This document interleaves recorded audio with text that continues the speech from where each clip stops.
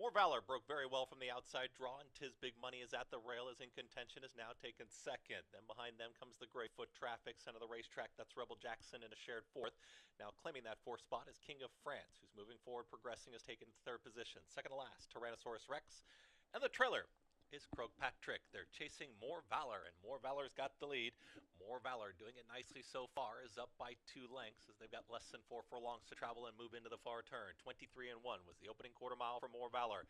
Tis Big Money and Jackie Davis there on the move. A rail skimming ride is now closer, has moved within a length of that leader, trying to keep up as King of France, stalling just a touch out wider. Green Cap moving through Tyrannosaurus Rex, and Tyrannosaurus Rex is in between rivals coming after the leader. More Valor approaches, a quarter mile left to go, and the 32-1 shots got the lead in a 2-length cushion. They reach the top of the stretch. More Valor going to try and fend them off. Tis Big Money with run down towards the inside. Tyrannosaurus Rex is trying to catch on the outside. Down to these 3 right now for a final furlong.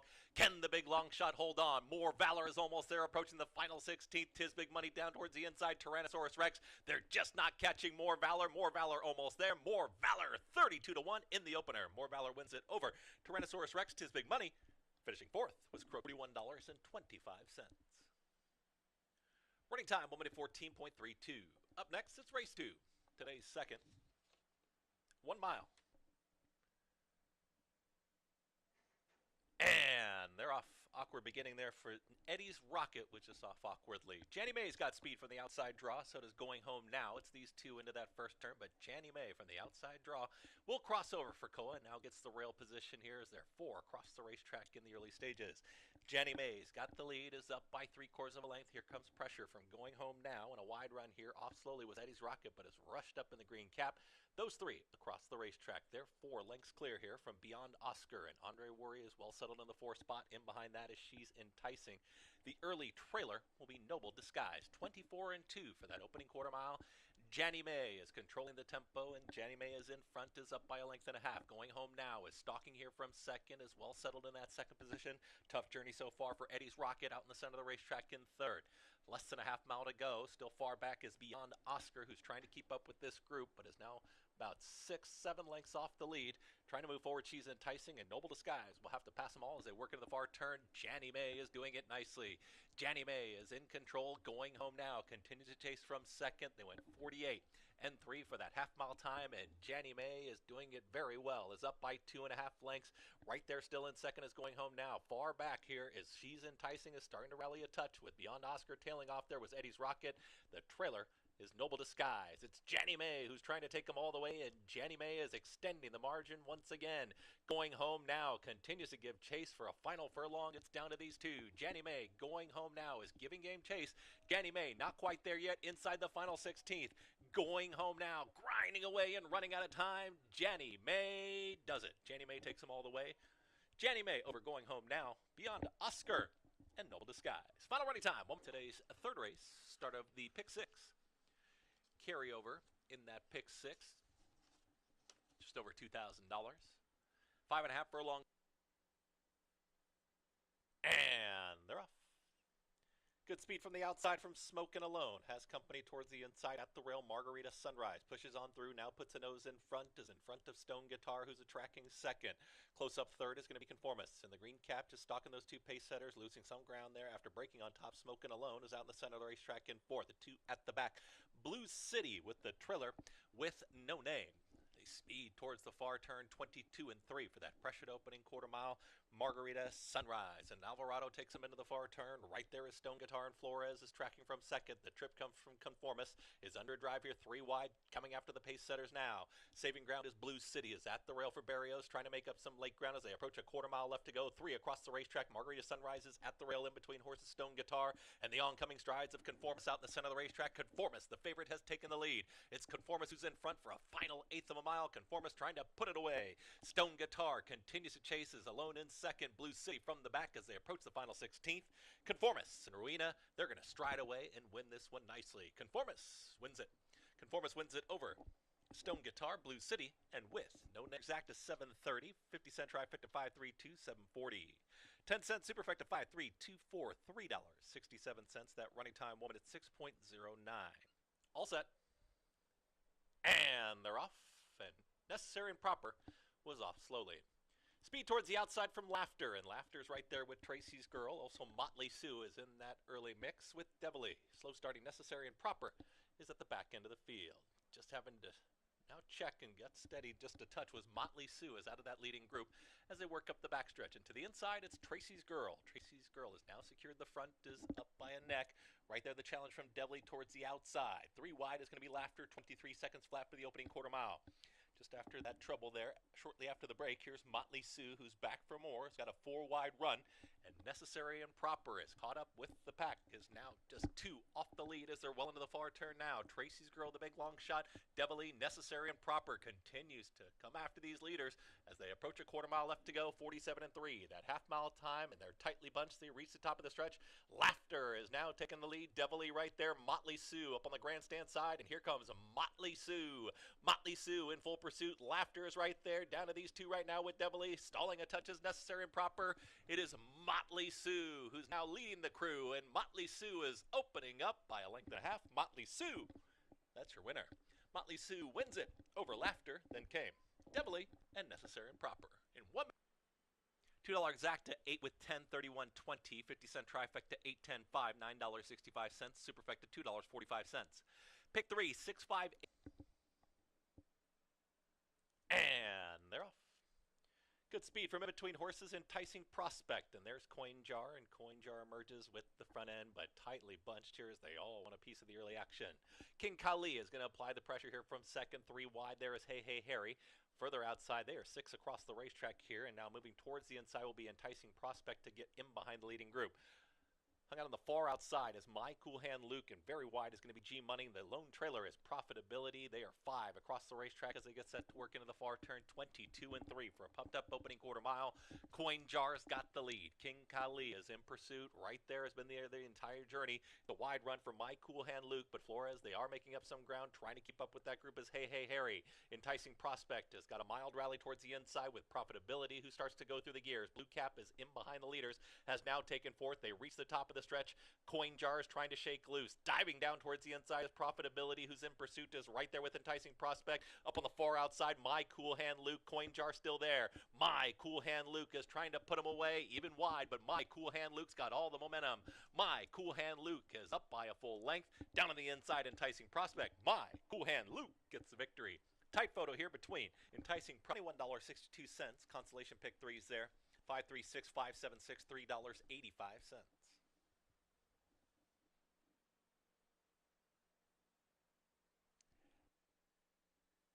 And they're off.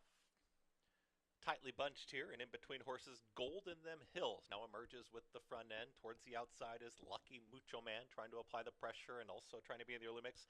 Here comes New York Riesling with the early action. Tightly at the rail is Hot Rod Link, and they fly early.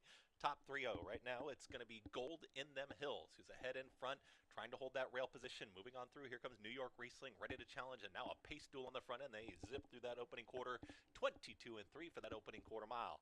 Just in behind them, trying to rally on his Barfly, is now a challenging third with Hot Rod Lincoln, who starts to drop back. Zuka Race is looking for a way through. Purple Silks, real skimming ride. Here comes the run from Thundering March, and tailing off to the back there is Lucky Mucho Man. They get set to reach the top of the stretch. Gold in Them Hills is trying to shake loose on the front end, and Gold in Them Hills is trying to sprint clear, but had plenty of pace pressure, and down towards the inside, here comes the run from Thundering March. Luis Perez and Thundering March are trying to catch Gold in Them Hills, who's almost there, approaching the final 16th. Gold in Them Hills is looking for the line. Here comes Thundering March, still making up strides towards the inside. Gold in Them Hills is your winner. Gold in Them Hills wins it over Thundering March. Then coming up, it's race 7, today's 7th race. Late double time in race 7. And they're off. Breaking awkwardly towards the outside was Free Folk, now straightens up. And Hey Toby, Luis Rivera Jr. right to the front. From the outside, here comes In a Minute. Orange Silks is trying to join this leader, is out and about the 4 path, is going to cross over these 2 into that turn. Will In a Minute cross over and get the front end alone? And will. It's In a Minute who's the clear leader. Hey Toby's going to back off here. Is in second now, moves towards the two path and gets off the rail. Free Folk is in the red cap, is a challenging third. Out wider, Eric from Miami makes it 4. Across the racetrack here as they hook up with the backstretch. And behind them, English Storm is tracking from 5th, also out in the middle of the track. Then another 3 lengths back there, and the pink cap is All the Rage. Working through the field, Hair on Fire is towards the back end, the 2 trailer Solo Tonight, and Ollie Can Dance is the trailer. 23 and 4 for that opening quarter mile. In a Minute at 17 to 1 is the leader. It's In a Minute who's in front. Hey Toby starts to inch back closer with less than a half mile to go now. It's Hey Toby who's in pursuit of In a Minute. The long shot is still clear, is up by 2 and takes him into the far turn. 47 and 3 for the half mile time. The front 2 still right there. Eric from Miami's under a drive here towards the outside. Free Folk starts to drop back. Also trying to rally on English Storm. Far back to the rest. All the Rage is trying to rally on. Solo Tonight. Ollie Can Dance is back there with Hair on Fire. The leader is In a Minute and Joel Cruz. They're trying to win it right now. Hey Toby with every chance is moving towards the outside as they reach the top of the stretch. Can In a Minute take them all the way? It's In a Minute. Hey Toby starts to wander, but now starts to close in on this leader. And here comes Hey Toby in pursuit, trying to hang on is In a Minute, who battles on inside the final 1/8 of a mile. Hey Toby is pushed on by from the back. Solo Tonight is rallying on with English Storm. They're running out of time. Hey Toby is drifting out towards the grandstand side. That's going to open it up for Solo Tonight. Lime Green Soaks is diving on through. Solo Tonight got up. Looked like Solo Tonight gets up in the $2 double, $108.50. $2 exact to $137.50. 50-cent trifecta, $192.75. 10-cent. And they're off. Speed from in between horses, there's Tenancy. Tenancy's got the early lead, has pressure here from Double Vision towards the inside, and now Double Vision puts ahead in front. It's Double Vision and Tenancy, and these two throw it down here in the early stages. They are 3 lengths clear. Moving throughout the rail, there's Winning Drive, is progressing, is now shared third with less than 4 furlongs to travel. Vibe Setter, Red Silks out wider, the 2 at the back. Rally Squirrel with Town Jack. They work into the far turn, and they zip through that opening quarter. 22 and 4 for the opening quarter mile. It was a pressured early opening quarter with Double Vision right there. Winning Drive is going to try and move through at the rail. Is there room? Here comes Winning Drive. Rail skimming ride. Double Vision is holding that spot right now. It's Double Vision, and Winning Drive is just having to steady as they've got less than a quarter mile to go. Double Vision is going to try and fend off the drive from Winning Drive, who tips towards the outside, is going to rally on the grandstand side. Double Vision continues to find on the front end. Can Winning Drive now pick up that momentum and push on by? The favorite is in pursuit. Double Vision is very game. Winning Drive is pushing on by, and now Winning Drive is up by a full length. Winning Drive, the favorite, will stride away and win this one. Winning Drive wins it over Double Vision. Then came a late rally from 5.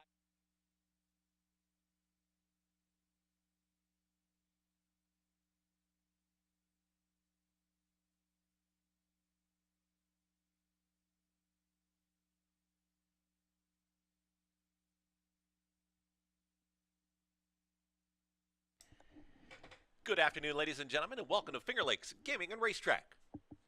At this time, we ask that you please rise to honor America, the playing of the national anthem.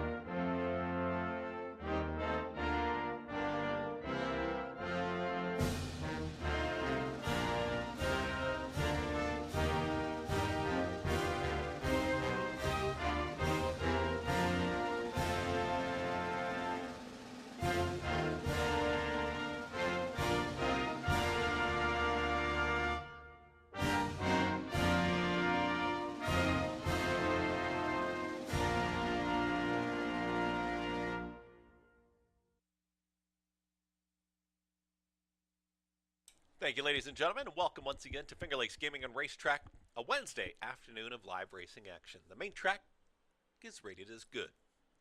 Here are today's scratches and changes. Race 1 is clear. No changes in today's first. Also showing race number 2, races 1 to 2, no changes.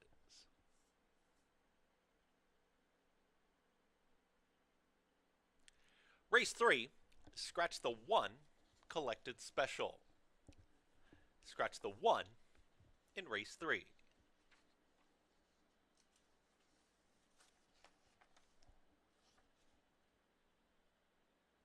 Race 4 to 5 is clear. No changes in today's 4th or 5th race.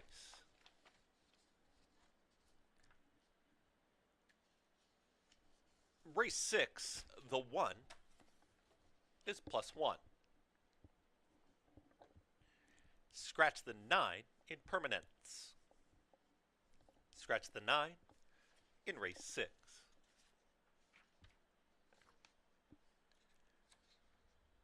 Race 7 is clear. No changes in today's 7th. Race 8, the 3 is +1. Scratch the 7, Disney's Gal. Scratch the 7 in race 8. 8 races on this Wednesday afternoon card to conclude this week of live racing action. Finger Lakes Gaming and Racetrack. Race 1 is coming up. The main track is rated as good. 8 races coming your way from Finger Lakes. Good luck.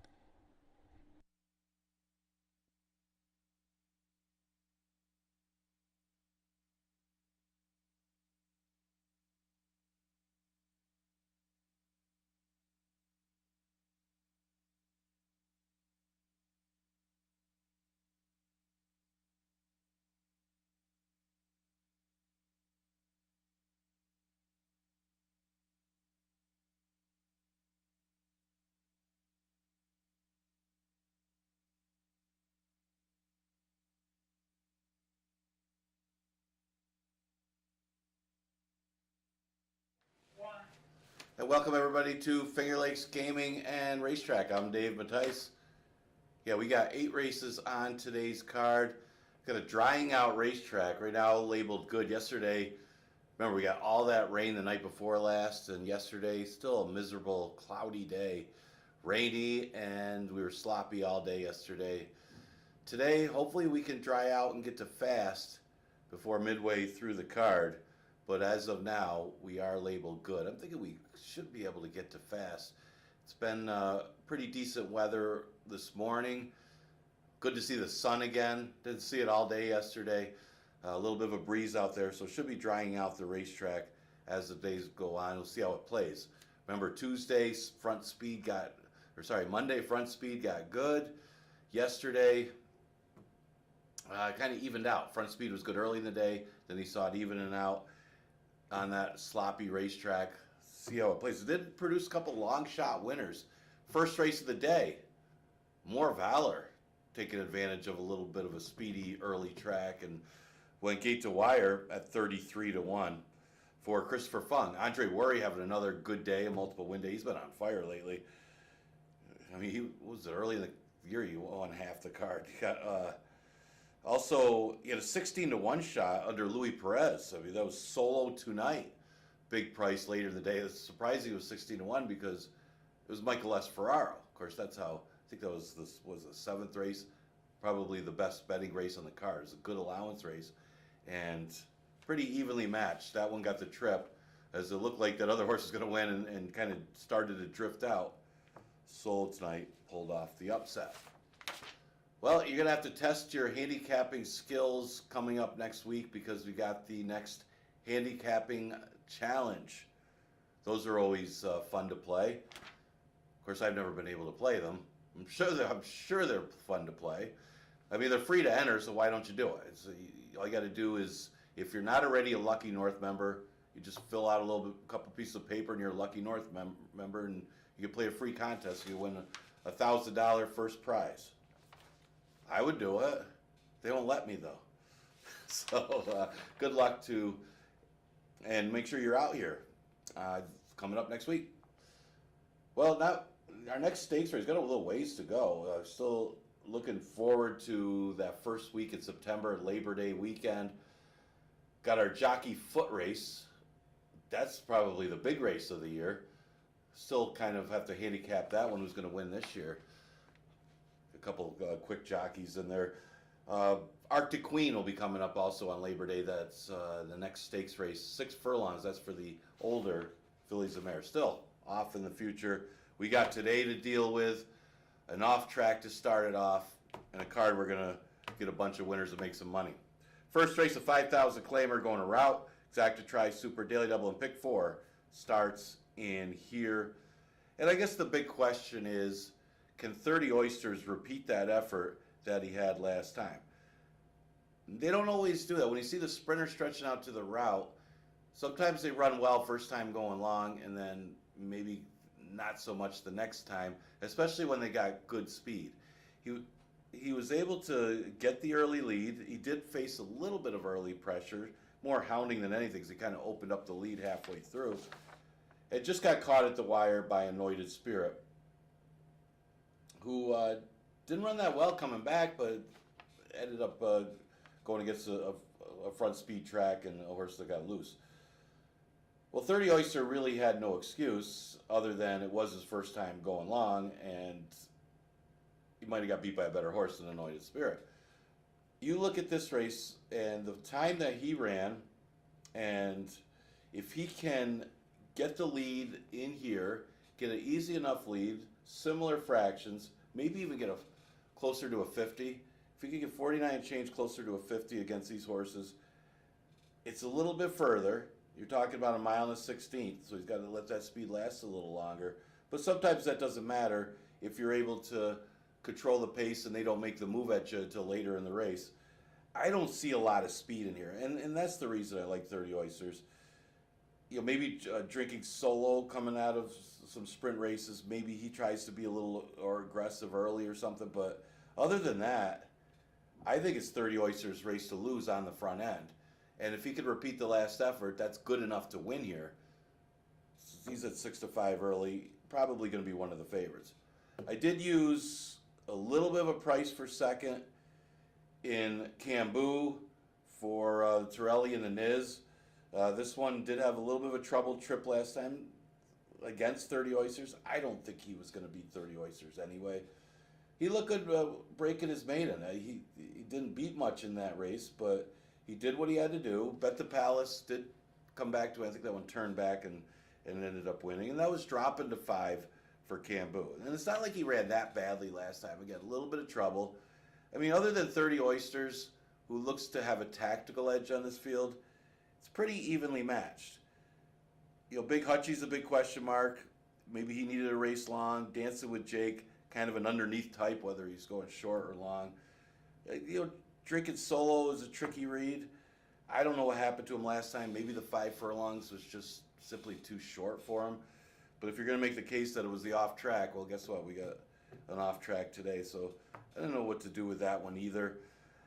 I just thought Cambu maybe can be a little closer today and just hit the board behind 30 Oysters. Again, if 30 Oysters is out there easy, they're going to have a tough time going by him. And that's the problem for a horse like Bench Press. Although you got to like the name. It's important how good your bench press is. And I'm thinking Esky Beach lately, he's got a better bench press than I do. I'm going to have to work on my game there. The bench press has been a beaten favorite the last 2. And there's no reason not to bet him. I liked him the last 2. He's just not putting in that late run like you expected him to.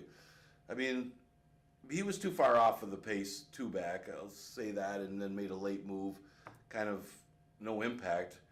Last race found himself far back too, and the pace didn't back up to him, but he didn't lift a hoof. I mean, this horse didn't run at all last time. The numbers haven't really declined though for Bench Press.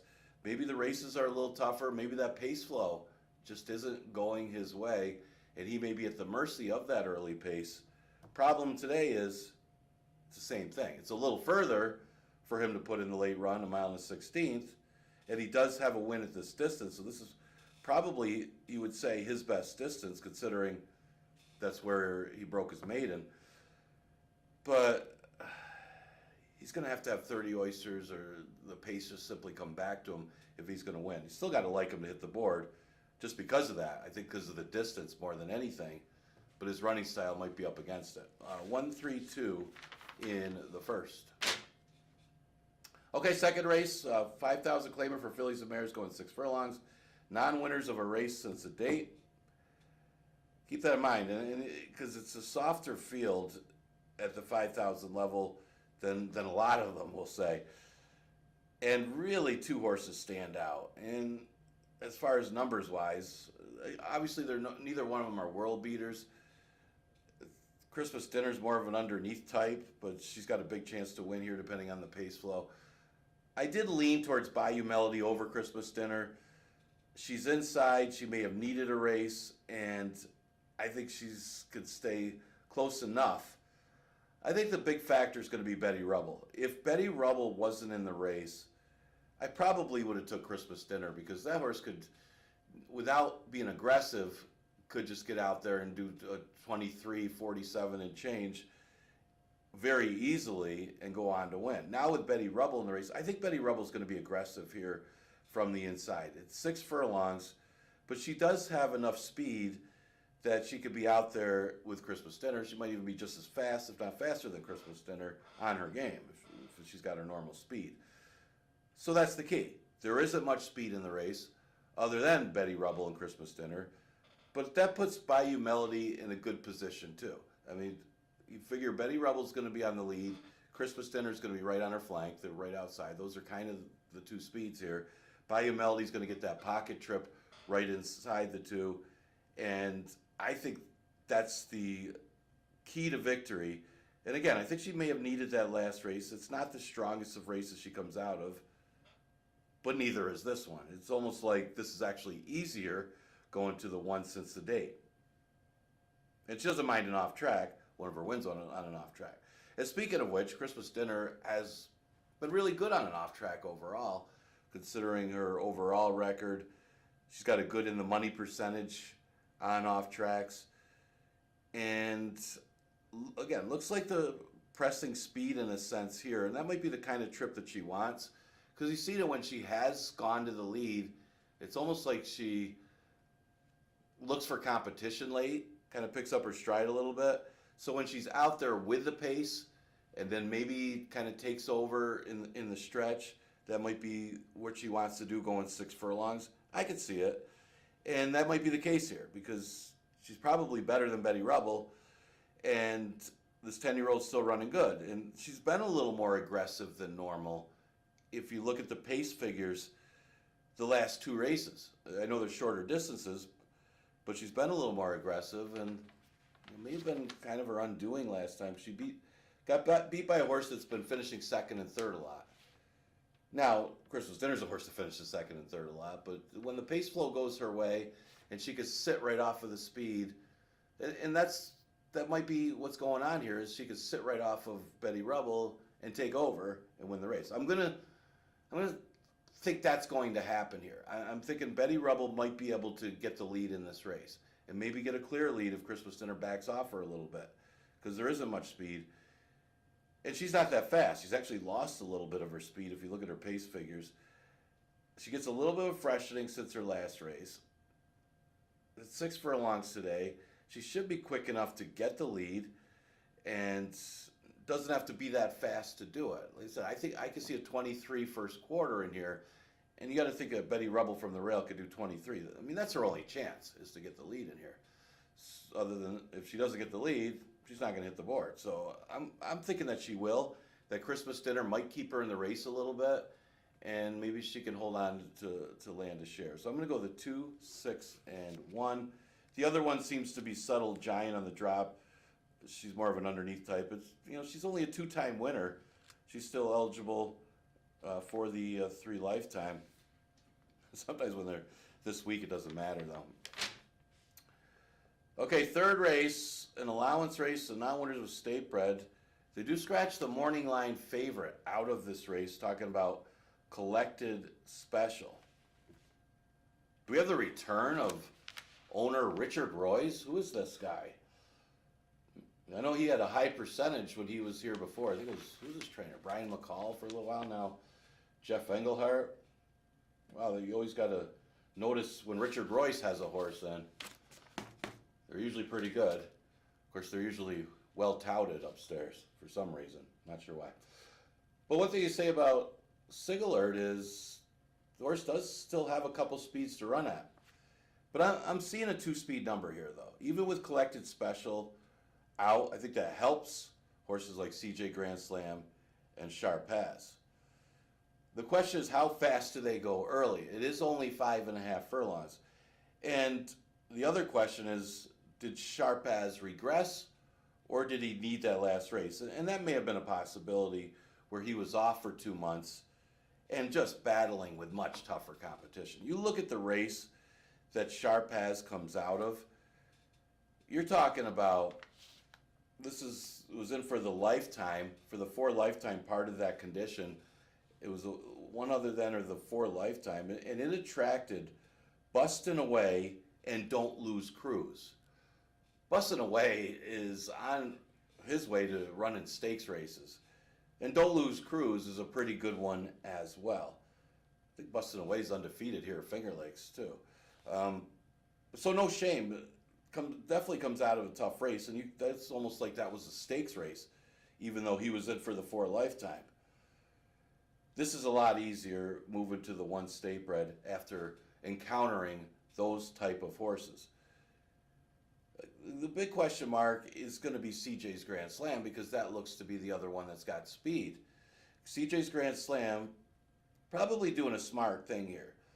Hasn't really been firing the last couple races.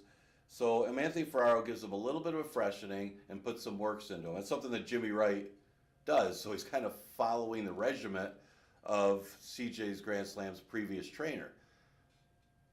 And Jimmy Wright was one of the best, especially coming off the layoff. Another guy that used to do that was Dan Conway Jr., who was an excellent trainer, especially when he used to do that. He would come off, give the horses a little bit of freshening if they kind of regressed a little bit, we'll say. And you see the works. I mean, they put in some nice works, so that could sharpen the speed up for CJ's Grand Slam. So you would expect the horse to show a little gas in here. I'm not so sure if he really loves an off track. That's the only thing with CJ's Grand Slam. I know he's got a win on it, but you expect him to show some speed, which could be an annoyance for Sharp Pass, but it also puts CJ's Grand Slam in the race. And I think he'll improve because of that, because he got that freshening and some nice bullet works. You're going to see more of that speed for CJ's Grand Slam to be out there with Sharp Pass. And the two of them are going to be out there together. They may just run 1-2 around the racetrack. The other scenario is if they're battling like that, the horse that's got a shot to run them down, it would be either Devious Banker or Sigalert. I'm going to lean towards Sigalert for third. Maybe the Rick Royce factor is getting in my head, but this one is off a little bit of a layoff, though, and only a couple works over the track. It's been off since April. Does show a couple works. They're not that fast. One of the things I'll say is, though, you think the distance might be a little short, but it's really not. I mean, this horse has a good record at the distance. Best lifetime buyer for Sigalert, the 72, was at 5.5. It does look like he's going to have some pace to run at. So watch for this one to be close and late. But the key to the race is how much do CJ's Grand Slam and Sharp Pass have to battle early, and then it might open up for a horse like Devious Banker or Sigalert to come close and late. But I got a 2-speed number in race number 3. This race starts the pick 6. And I just think Sharp Pass is the best horse. The races he comes out of, he had won 2 in a row in allowance conditions before battling way over his head with horses like Bustin' Away and Don't Lose Cruise. Who, by the way, if Bustin' Away or Don't Lose Cruise was in that race, either one would be 1-9 and either one would probably win by double digits. That's how tough that race was. All right, 4th race starts the pick 5. Exacta, Trifecta, Superfecta, and Daily Double offered in here. Key to the race here, too, is pace. I'm looking at Devious Mo, and then you see Big Bad Butt and Smooth Tails, who don't really have a lot of speed. And the question is, does Devious Mo clear for the lead? Does Devious Mo any good on the lead anyway? There's no pace in here. And that's going to be a problem for a horse like Invaluable Will, who I still like on top just because he's better than these horses. But there isn't much pace. I think Devious Mo technically is the pace, but he's outside. And he's not the type to shoot out there and get a clear lead. He's just kind of, you would probably see Emmanuel Di Diego just kind of let the horse run out to the lead and maybe sit outside of Smooth Tails. Maybe Smooth Tails could inherit the lead if he does that. The question is, if they do that and it's 47 and change to the half, is that enough for Invaluable Will to run at and win and overcome? I actually don't think Invaluable Will is going to be that far out of it, especially if they do 47 and change. And again, he was really battling with a lot tougher races before dropping in class last time and didn't mind the off track at all and was just better than those horses. And you would say better than these horses because it's basically the same horses. You got Sam A. He did race against Candy Dancer before. Of course, Candy Dancer finished ahead of him that day, although that one hasn't been as good. But he basically beat these type of horses when dropping into the $5,000 condition last time. I do think he might have got a little better pace in that race, but I think there might just be enough for him to get up and get the win. Again, he's better than these horses. I'm going to use him on top. If it was 5.5, I wouldn't with the lack of pace. But at 6 furlongs, I think he can do it. I think he can get there. The 6 Devious Mo is probably the one to take advantage the most of the lack of pace in here. He comes off a little bit of fresh thing, does have a bull at work since the last race. And could be, even though the horse is better with out there with another horse to run at, I hate that term, running at a target. That's not a true fact, and a lot of handicappers use that. Especially when you look at horses' form, when they have one on the lead or like to run with other horses. But I will say he likes to be with the pace, and he'll be outside the horses, and he'll have tactical speed. Sam A finished behind Invaluable Will in that last race, and no reason to think that he's going to turn the tables because he ran a good race. He ran second. They both ran their race. Invaluable Will probably had the worst of the trips and still finished ahead of him. Unless Invaluable Will regresses. Again, Sam A's kind of a similar running style as Invaluable Will. Maybe he gets second. I got him third, but he'll probably get second again because he's putting together a string of seconds, looking for 4 seconds in a row for the Silvatos. They're such great people. You got to root for them anyway. That I wanted to put Sam A on top because of that, but I'm going to put him third. Just because I think Invaluable Will beat him in that last race, and I'll see how they're going to turn the tables. 5th race, an 11-9 claimer. This race starts the late pick 4. Again, maybe by the 5th, we'll start to see a fast racetrack. We'll see. I don't think we're expecting rain today. It's going to be a little bit cooler. Still going to be in the 70s today, but I can see this track drying out by the 5th or 6th race. I'll try to handicap that. Can't really handicap the weather. Goes now. Looking at this race, and it's the renewal of the rivalry between Just Stay Home and Stay Home Mama. I mean, what's the odds? I mean, these horses I think have run against each other before as Just Stay Home returns to Finger Lakes. Both horses having Stay Home. Well, both of them have a chance in there. I got them second and third. I'm just thinking Saloon Girl gets out there again and does it again. I think this horse likes an off track too, so no reason to think that she's going to regress if it doesn't dry out by race number 5, because she's an alpha. She's out of a dam by Carson City, so she should not mind a little bit of the off going, and she's got a couple wins on an off track anyway. Yeah, well, this horse runs for 5. She's tough, and she was claimed for 5,000. She had won her previous 2 $5,000 race, stepped up to the 11-9 last time.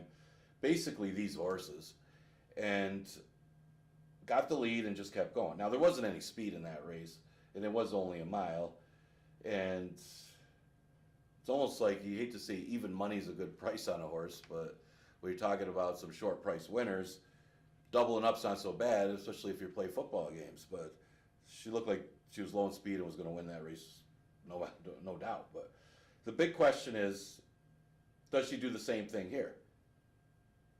Probably. She's low in speed again, and she should keep going. Again, horses don't always keep their form. Sometimes they regress a little, but I think with the off track, she should be okay because she likes it. I think the only difference today, and if you're going to try to beat her, it's probably Just Stay Home. I mean, Just Stay Home returns to Finger Lakes, where she has had some success, and she's been facing a little bit tougher in those claimers at Parks. And she's not going to be that far behind. She'll probably be the closest one to Saloon Girl early, and I think that's probably going to be the tactics for her to stay close, sit right off of that rival, and just make a run at her late. And maybe she catches her. Maybe she doesn't. But she's the main threat, and she's probably just as good as Saloon Girl. Problem is, Saloon Girl does have that big tactical edge as being the main speed. I'm going to put Stay Home Mama where she normally belongs, and that's third. Usually finishes third or fourth. She's not a horse to make a big run and win. She does make a late run and passes tiring horses. That's what Stay Home Mama does.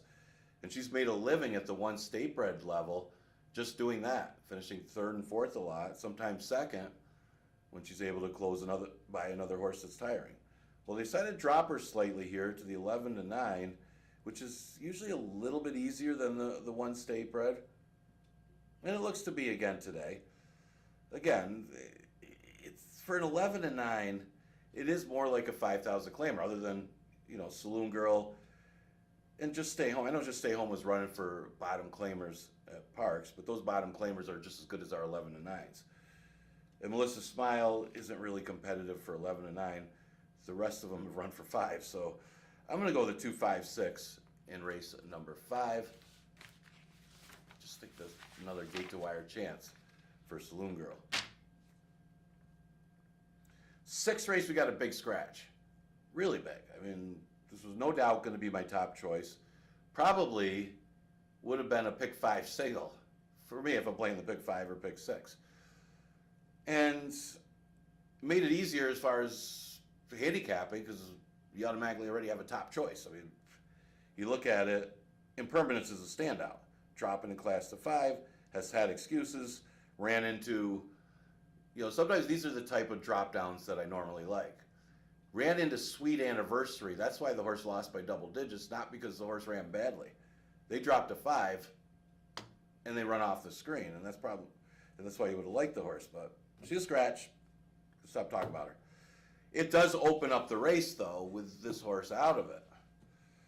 It's hard to really like anybody in this race, but that makes it a good betting race and a competitive event.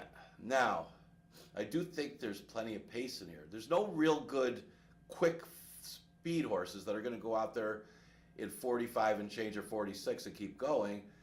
You got horses with tactical speed that some of them like to have the lead, but none of them are really that fast. With that said, I think the best horse left is Debbie Darling. I mean, Debbie Darling was running against tougher maiden claimers in New York before arriving here. She found herself overmatched against the maiden special weights and then dropped to the 11 to 9 and got alone on the lead. She was the main speed that day, but she won pretty easily against a better 11 to 9 field than what she'll face here in this 2 Lifetime 5. With Lady Lawrence and I'm a Lot of Lady, they're better than these 5,000 claimers. Unfortunately, she dropped off the win to face the 2 Lifetime 5s, and she was in the crazy race, but she lost all chance at the beginning of the race. Not only did she break bad, her bad break just took her out of the race. I mean, she broke in the air. I think it said it was a couple lengths slow. It was more than a couple lengths slow. This horse was out of it. So just completely draw a line through the last race for Debbie Darling. So if you go to her previous race, that was the gate to wire win. Now, again, there's a negative to that she was low in speed that day. But this is a race that has other speed, but not any real quick speed that she could be on the front line, probably with Kaz Rose would be the other one that's the quicker probably than Dr. Gianelli. But Dr. Gianelli could be aggressive from the rail too because they got the inside, which could be a problem for Debbie Darling because you do have these types that at this bottom level, sometimes they're not passing horses that they try to be more aggressive, especially at 5.5 furlongs. And that might cost her the race here, but I do think she's better than these horses, even though she doesn't have a big tactical edge. I thought the horse that might have the tactical edge is the 5 Midnight Empress. Now, she was at a 5 furlong race last time. It forced her to move a little bit early, and maybe even move too early. I don't know, is it possible to move too early in a 5 furlong race? But she was outside and made an early move and then was kind of pressing wide at that point before fading a little bit. This is a horse that likes to sit back and make a run, not make a middle move, press, and fade. And I think the difference here going from 5 furlongs to 5.5 with a little bit of pace to run at could be just that. And I say that was the goofy race. I've never seen anything. Well, I have. I mean, I've seen it happen before when you have an entry mate cost the other entry mate the race, but that's what happened. There was no way they were going to beat Road to Royalty was the name. Road to Royalty. I try to get that horse's name right. But the other speed, I think it was La Dama Dorada, who's in this race, it decided to be aggressive and go out there with the other speed instead of letting that. I mean, that's the problem when you got 2 speed horses in the race. But Road to Royalty was lone speed. It would have been an easy winner. Now, Kitty Tintin snuck up the inside and got the lead over Road to Royalty before that one could react and ended up second. But the pace wasn't very fast anyway. So even for 5 furlongs, so Midnight Empress ended up being in the race a little bit, made that early move, and ended up wide and faded. I think it's a different scenario today, and that puts Midnight Empress right there. And the horse is perfect in the money at 5.5, perfect 3 for 3. Again, I didn't have a lot of faith to put the horse on top just because she does finish underneath a lot. This might be the type of race she can win. The 2 Kaz's Rose gets a rider change to Kiberkoa. What is this, the 5th different rider? No, it had Heben Harkey a couple times, but 4th different rider over the last 5 starts. So they've been trying different riders with her. She didn't run that badly last time. Blue Eye Warrior won the race. She came back to win, beat a pretty decent field. I have a feeling she's going to come back to win again. I think she's in, is it next week? Is it Monday? What's that, Wednesday? Yeah, I think it was Monday that she's in again. She loves to move, came back to win as well. Other than that, there wasn't much else in there. I think Miami Twofer, who's in this race, finished ahead of her. So it wasn't like, I'm making it seem like it was a really tough race, but other than the top 2, there wasn't anything else in there. And it's not like she ran that great against everybody else. But she's always right there. And she's got a little bit of back class. She's been facing tougher before. But she'll have to run a little better than last time to win here. I don't know exactly what the tactics will be, if they'll try to be aggressive. She does have some tactical speed, and Debbie Darling's outside of her. I'll use her 3rd. Journey of 5 might be able to stalk and pounce in here. She wasn't that far behind last time when Road to Royal. She wasn't a threat, but she still held on to her 3rd position. They were kind of stretched out after that, after the Kitty Tintin and Road to Royalty. It's still a shocking race because of what Kitty Tintin couldn't have had a better trip either to come up the inside and catch them falling asleep and ended up winning the race. The race before, though, for Journey 5 is good, too. Finished second to next out winner, Leadership Ability. So she's not out of it, and she seems to be improving, too, over the last couple starts. So I'm going to go the 3, 5, 2, and 7 in race number 6. Okay, 7th race at 11-9 claimer for fillies and mares. Now there's 2 races since the date, or never won 4 races. Kind of scanning it over, and oh yeah, there's only 1 horse in for the 4 lifetime, and that is Grand Lady Indy. It's going to be my second choice, and that's going to be the favorite in here. And the form that she's had, she deserves to be. She is dropping back from an allowance race, but I'm going to take a shot to upset her. I know she'll be the favorite on the outside. Why not? She's been 1st or 2nd over the last 5 or 6 starts. I watched Lincolnville's Beach last race, and it's better than what it looks on paper. You watch her race, it doesn't have anything about her checking in the back, and she was a little bit because she was behind horses, some dirt kicked in her face, so it's right behind the last horse, and she's kind of checking somewhat. She got a good trip after that. She was able to angle out and finally kick in. But when she did kick in, she kind of exploded, had a big stride to her closing late. The problem, why I don't like to take these kind of horses on top, especially at 5.5 furlongs, is because of her running style. She was a last to first winner, and you always got to get a trip, and you at least got to have a pace in front of them in order to get those kind of horses up to win. Even if they're the best horse, a lot of times, especially your Finger Lakes at 5.5 furlongs, you got to have things go your way. Plus, the racetrack can't be favoring speed either. But again, I liked the race that she ran. She looked good, and the race before was against some tough allowance horses, where she did have a bad break in there, and they didn't go that fast. I think they did something like a 24 first quarter.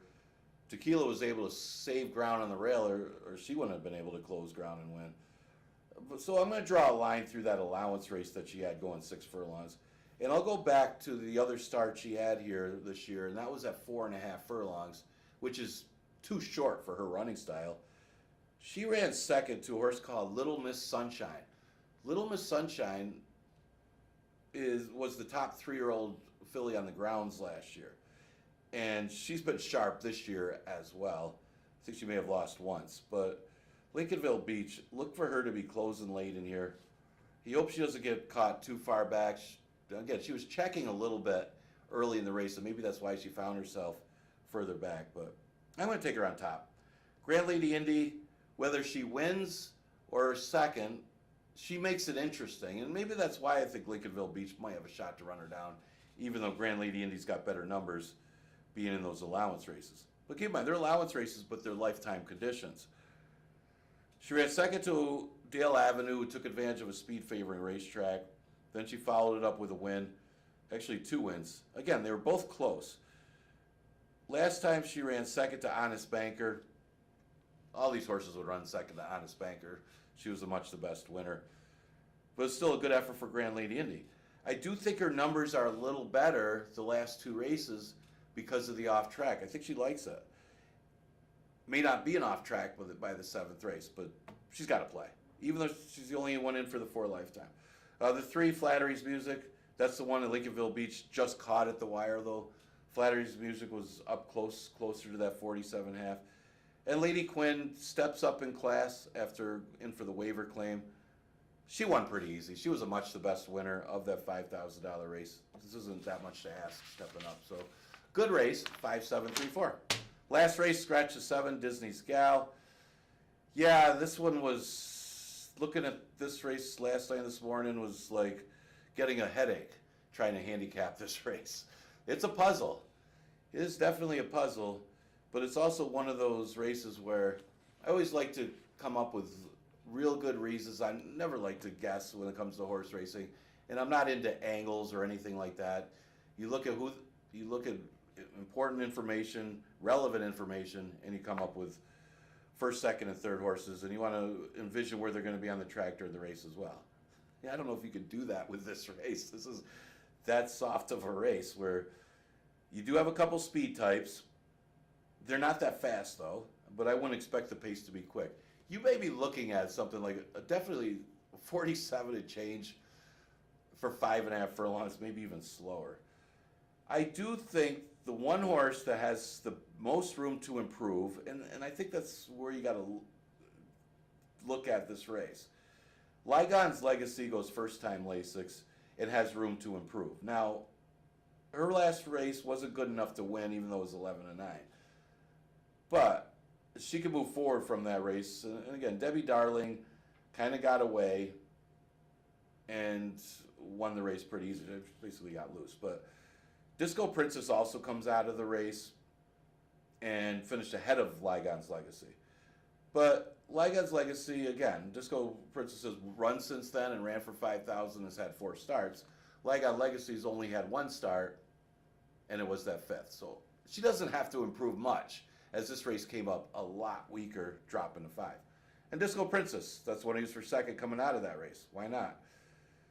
I think Sol Emperado stole that race last time with good tactics, jumping out there to the lead and slowing things down, and they went real slow, and that's why Disco Princess couldn't win, ended up finishing off the board. She definitely plays here.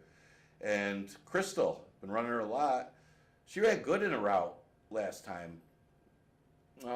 Got pressed a little bit by Archivist, and because of that, may have been the reason she lost. So even though Dreamery was a heavy favorite coming out of stakes races, dropping all the way to 5, I thought Crystal ran very well. Maybe she needs to stretch out again.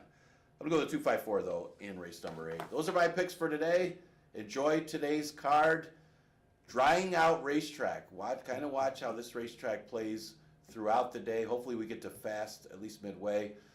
We're going to be dark the rest of the week. We come back with live racing next week, starting Monday. We have the handicapping contest as well as some great racing action. 1 o'clock first post will be for the Monday card. We'll see you then.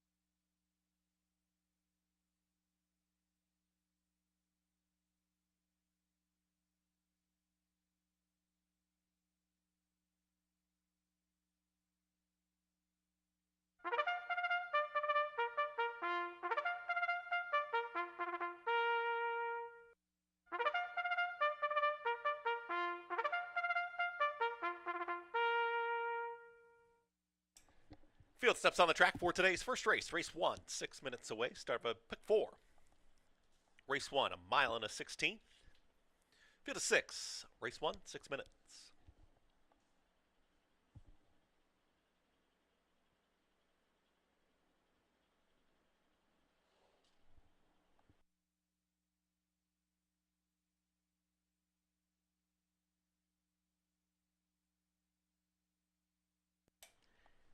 Here's a field. Number 1, 30 Oysters, Carlos Camilo.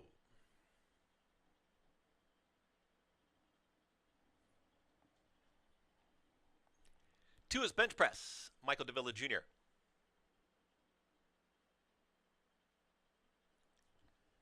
3, Cambu, Him Harkey.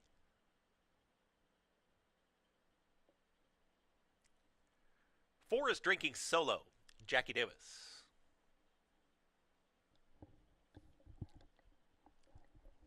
5, Big Hutchie, Kibrakoa.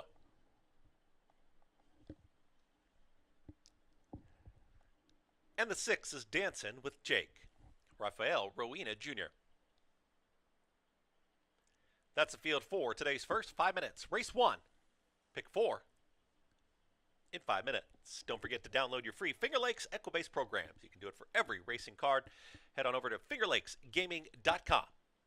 Right now, you can download your free Finger Lakes Equibase programs for every racing card.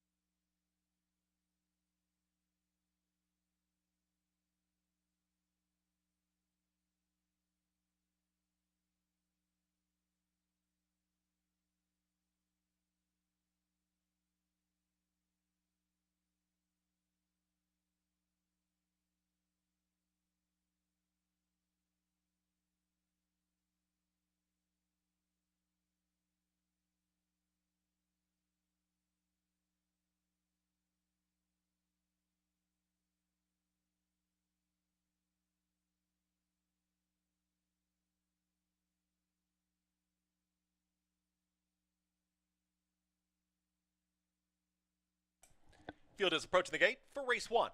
Started the pick 4. 8 races on today's card. Approaching the gate.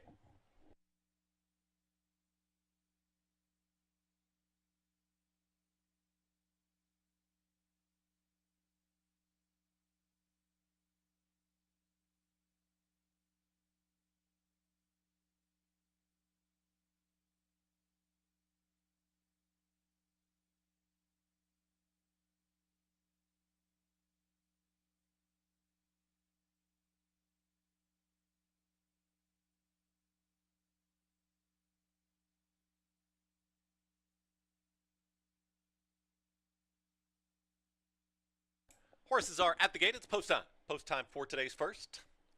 Mile and 16th is the distance.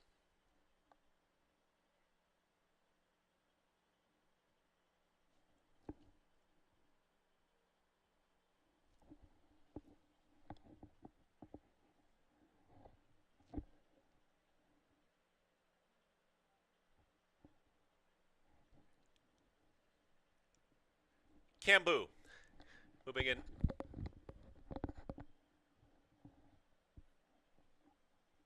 Drinking Solo.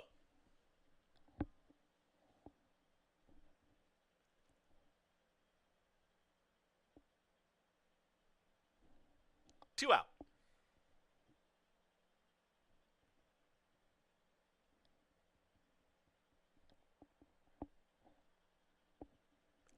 Dancing with Jake, last to load.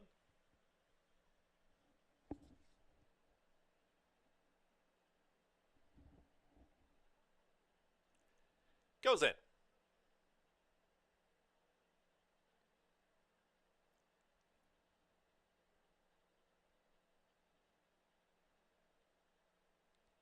Just hesitating.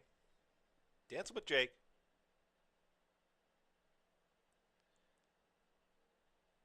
All set. And they're off. Cambu has early speed, and towards the inside there's 30 Oysters is in hand, and Big Hutchie towards the outside in the green cap wants to join them. Those three across the racetrack. Holding the rail position will be 30 Oysters, is joined by Big Hutchie. Those two, 1-2 into that first turn. Just settling off of them is Cambu, who broke with the leaders, is now settled about 3 lengths off the battling duo. It's another 3. Back to Drinking Solo, who's in the yellow cap towards the back end of the field bench press with Dancing with Jake.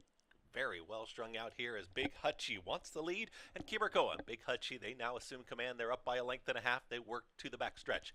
23-4 for the opening quarter mile. The favorite, 30 Oysters. Tips right to the outside, is in the 2 path to stalk the pace setter. Just off of them is going to be Cambu. Now settled 4-5 lengths off the lead as the duo gets away. Bench press is moving towards the inside of Drinking Solo. The trailer is Dancing with Jake as they try and close in from the back markers. The leader is the favorite in 30 Oysters. It's 30 Oysters with less than a half mile to go. 48-3, the half mile time. 30 Oysters has dispatched a Big Hutchie, the big long shot, takes him into the far turn. Camillo and 30 Oysters well in command and widening this margin with every stride. They are up by 3-4 lengths now. Big Hutchie is all in from the back, trying to rally on is Cambu. Dancing with Jake out wide, bench press. Also under a full drive is Drinking Solo. They've got to pick it up to get to 30 Oysters. 30 Oysters is 3-5, has less than a quarter mile to go, reaches the top of the stretch and is up by 7. It is all 30 Oysters just striding away. The rest are trying to pick up this leader who approaches that final furlong. It's 30 Oysters who's still well clear. Cambu is trying to rally on Dancing with Jake and Drinking Solo. It's going to be a battle on for the minors inside the final 16th. No doubt about your winner. The favorite will oblige to kick off the pick 4. 30 Oysters. Got it. Drinking Solo up for second.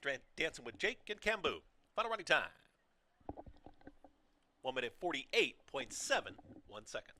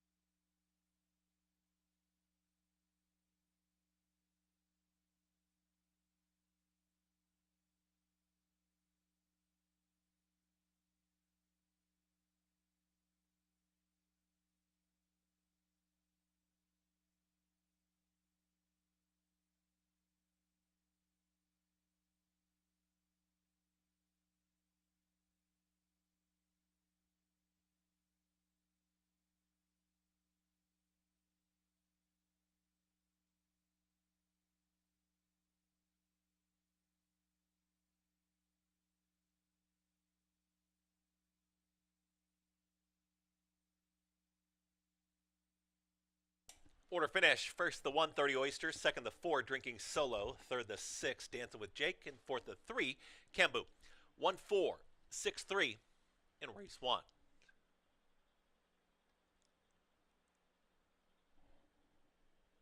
Into the winner's circle is the winner of today's first race, the 130 Oysters. 4-year-old Gelding by Central Banker out of Gananoque. Winning owner, Elizabeth D. Acree. Winning trainer, Jose Rowena. The winning jockey, Carlos Camillo.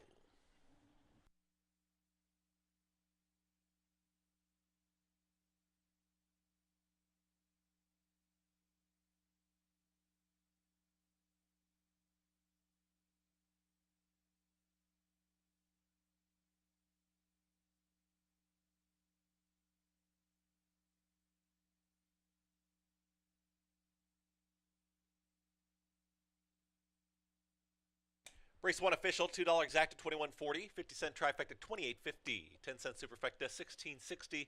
Running time, 1 minute 48.71. Up next, it's race 2, today's second race.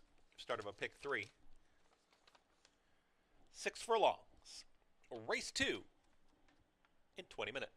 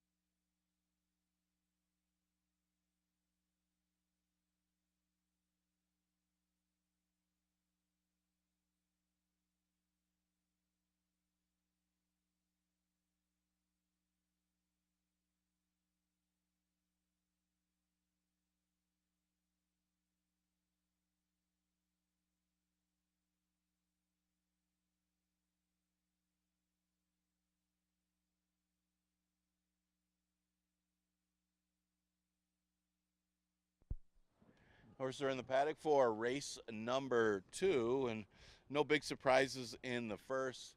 Pace makes the race. The main speed of the race, 30 Oysters, able to control things up front and go on with it, probably better than those anyway.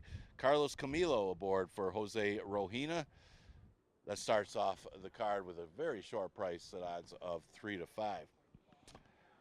Okay, looking at this race, and it is a non-winners of a race in a year condition. So pretty soft group here for race number 2, and probably only going to get 2 or 3 that are going to get some action. Bayou Melody, a logical horse in here. Not that she comes out of the toughest of race, but it was her first race of the year. She actually flashed some speed in that race, going 22:46. Not sure if she's going to use the same tactics this time. She doesn't need to. And you would think that Betty Rubble would be the one to get the lead on the inside, and she might be able to sit third behind that one in Christmas Dinner. Interesting to see what her tactics are going to be. Maybe just trying to sharpen her by being more aggressive in her first start of the season, because she hadn't shown speed like that in the past. But that could be the key. She'll be up close throughout, regardless, because I think that was her undoing, as she went a little too quick in that last race. But she probably needed it anyway, and she looks like one of the horses to beat in race number 2. The six is Christmas Dinner, probably the main thread, and definitely a contender in here off 2 straight second place finishes in a similar condition. She did get beat by a perennial second and third horse in Sabrine last time, but she still ran pretty decently, especially at age 10. She's going good. They've been a little too aggressive with her the last 2, but I mean, it has been working out in a sense where she's been second both times. So, but see what the tactics are today. She is a horse that likes to be in the race a little bit close and then making one run, more than just being so aggressive and sending to the front as she's been the last 2. But this is an easier field, and she's got to be considered playing an obvious top 3 threat in the second. Betty Rubble, the 1, might be able to get the lead from the inside if Bayou Melody isn't as aggressive and Christmas Dinner isn't as aggressive as they've been the last 2. And that's the key here. The switch is to Jackie today. It's a Bustin' Stones. She's always had credentials. She just hasn't been running well lately. But she does move to an easier condition out of the 2 cents a date to the 1 cents a date, and maybe that'll make a difference, especially if she's able to hold the rail and get the front. Exacta Tri Super Daily Double and Pick 3 starts in race number 2. You got 7 minutes to post.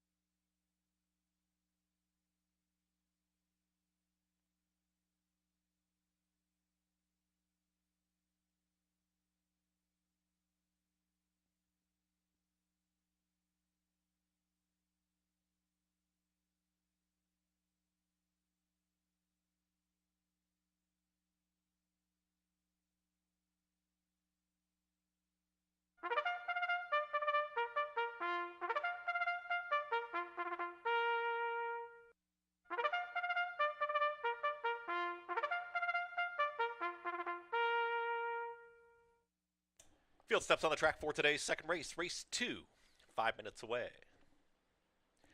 Race 2, start of a pick 3, 6 furlongs. Race 2, 5 minutes. The 1 is Betty Rubble, Jackie Davis.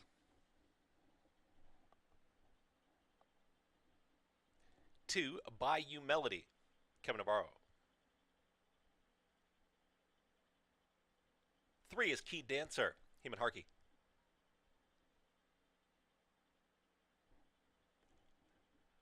4, Subtle Giant, Emmanuel De Diego.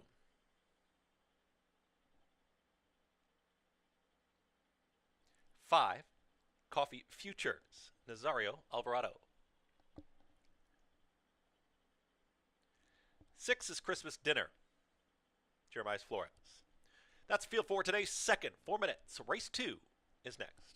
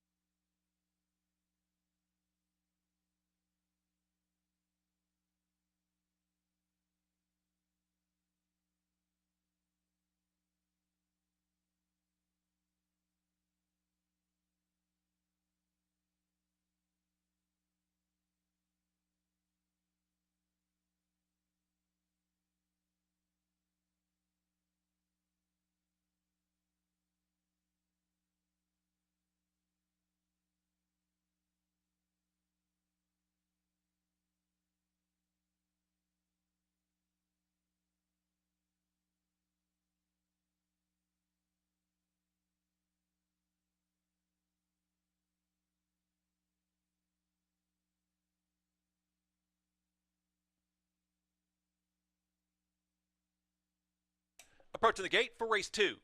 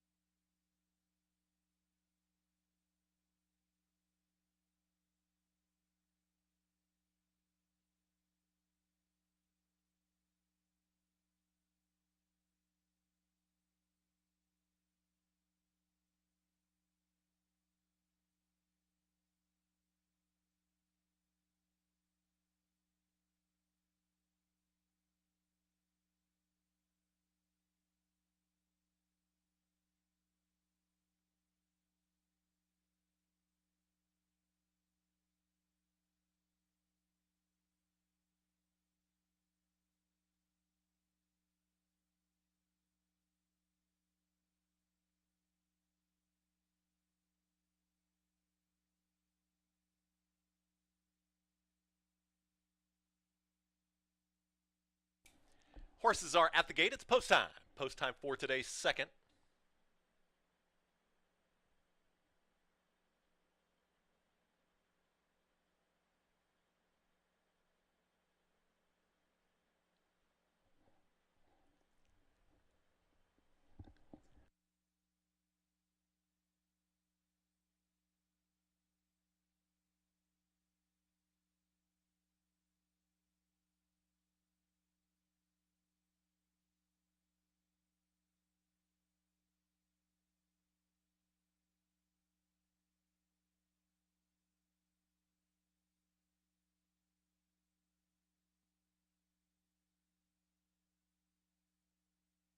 Three out. Subtle Giant, Coffee Futures.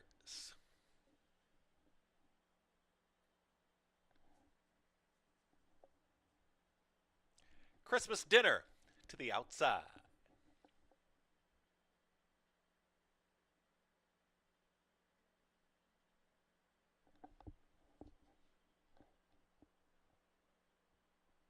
All set.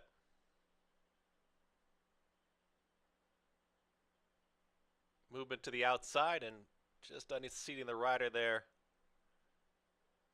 Got a horse rearing up in the gate. And there's going to be a delay. That was Subtle Giant who acted up.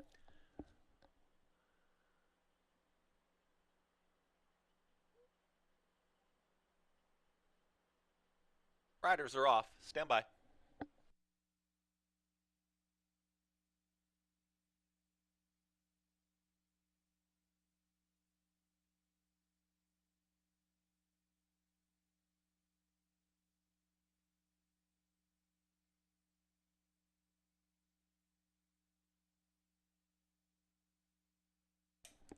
Ladies and gentlemen, on advice of the track veterinarian, late scratch here at the gate of the 4, Subtle Giant. Acted up in the gate. On advice of the track veterinarian, scratch the 4, Subtle Giant. Runners are being backed out of the gate. Refunds in the win place show on the 4, Subtle Giant.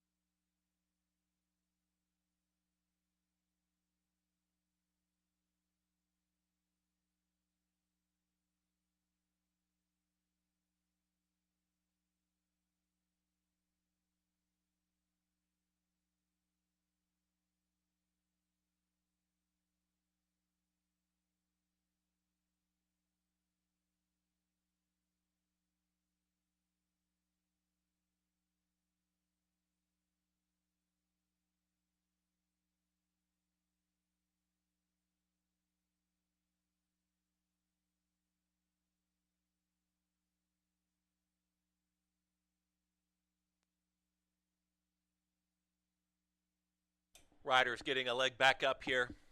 They have unsaddled the scratched horse. Field moving forward.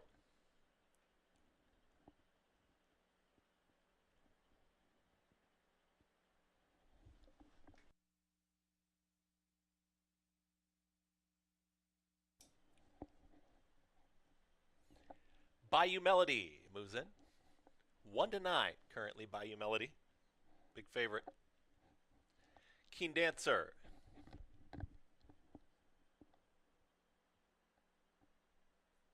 2 out. Coffee Futures.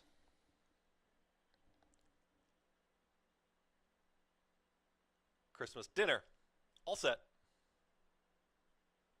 And they're off.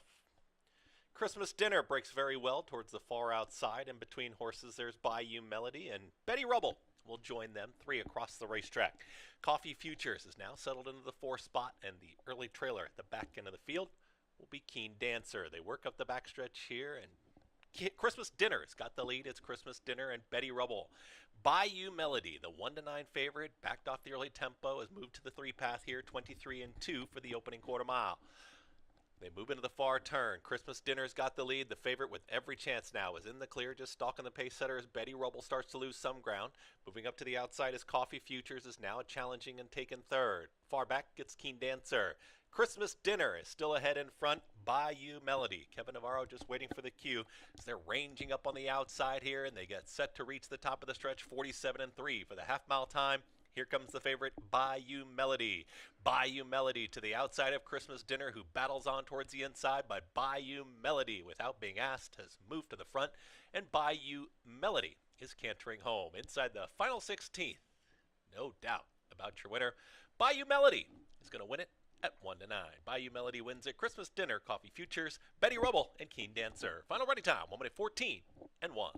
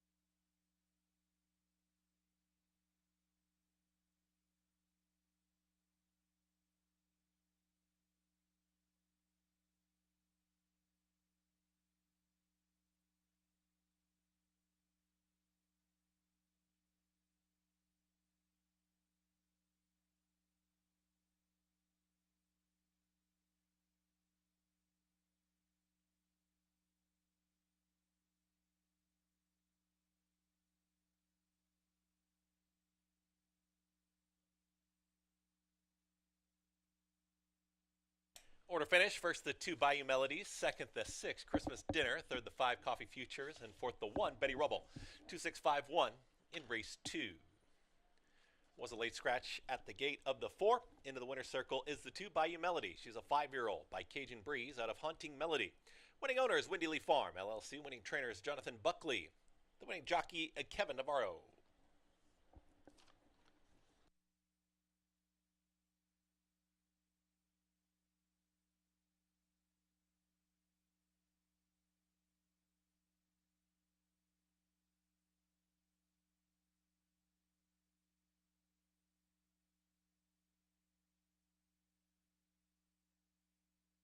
Race official. $2 double 1-2, $4.50. Consolation double 1-4, $3. $2 exacta 360. Trifecta 170. Final running time was 1:14.26 seconds.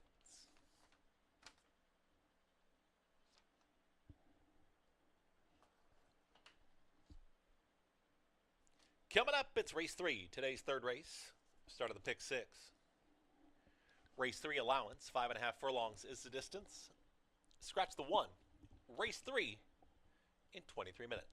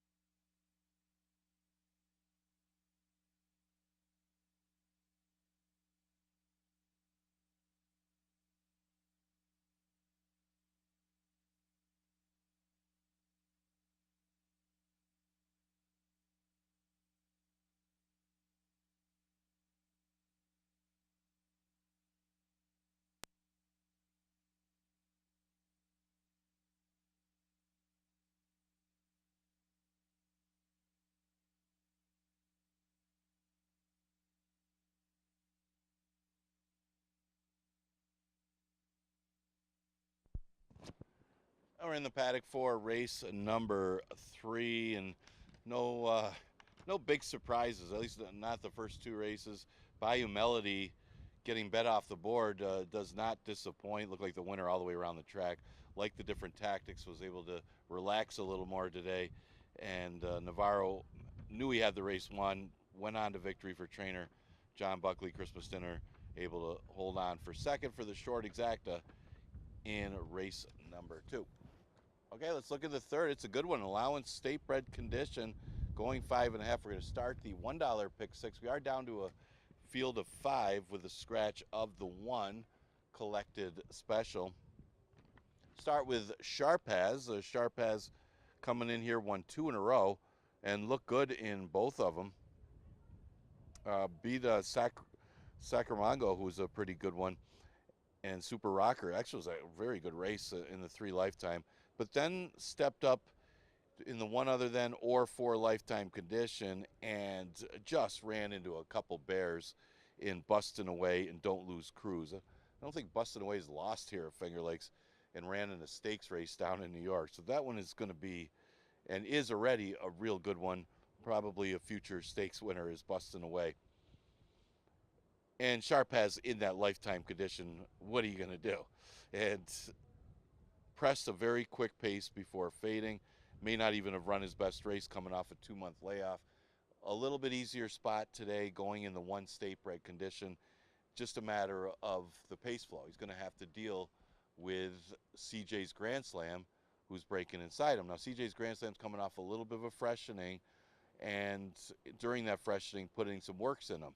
You got a couple bullets leading up to this race, and that might sharpen him up and put a little speed into him where he's going to be out there with Sharpaz, which is going to be annoyance for Sharpaz. But CJ's Grand Slam has been good, especially with a freshening, so maybe that's the key for this horse, and may see him run better, but looks like that's the other speed in a sense. It looks like CJ's Grand Slam and Sharpaz will be the 2 out front, and it is only 5.5. That's where the battle ensues. Now, if the battle takes its toll, the one most likely to take advantage would be the 3 Sigler. Now, this horse has been off since April, the day that he got claimed. So we'll see how sharp he is. He's got a couple of works over the track. They're not that fast, but again, he's got enough talent and numbers that he could beat these if things go his way with a battle between Sharpaz and CJ's Grand Slam. Plus, you got the Richard Royce factor, high percentage owner. Best lifetime buyer is at this distance of 5.5. So even though he's got more of a stalking style, he likes this short distance, and he's hit the board 3 of the 4 times. So we'll see if that comes into play here.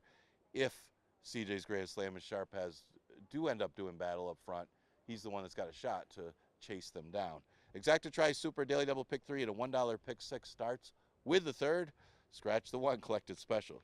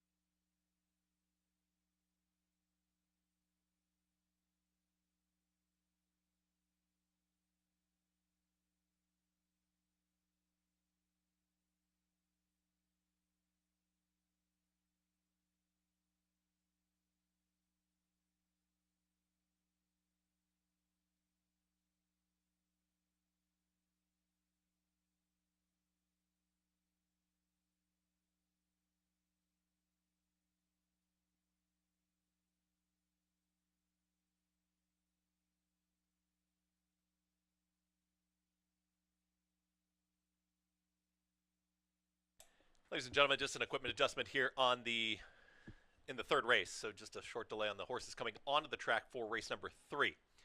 Please note, nice crowd on hand this Wednesday afternoon. Thanks again for joining us here at Finger Lakes Gaming and Racetrack. Please make sure that you allow yourself enough time to wager. Showing 7 minutes, just a couple minutes until the horses come onto the track after an equipment adjustment. But make sure you allow yourself enough time. When it shows minutes to post, get your wagers in. Don't get shut out. Nice crowd on hand. Thanks for joining us here on this Wednesday at Finger Lakes. Showing 6 minutes till race 3.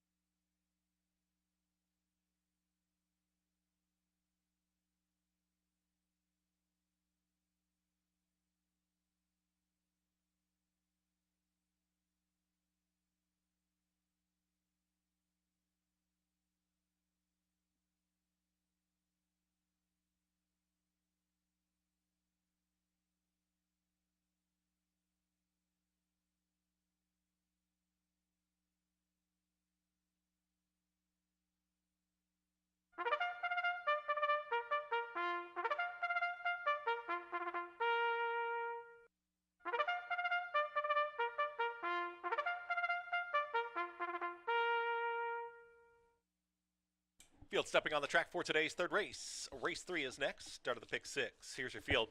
The 2 is Devious Banker, Jackie Davis. 3, Sigler, Jam Rowena.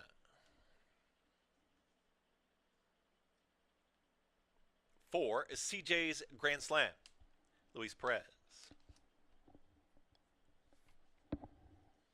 The 5 is Sharp As, Andre Worry.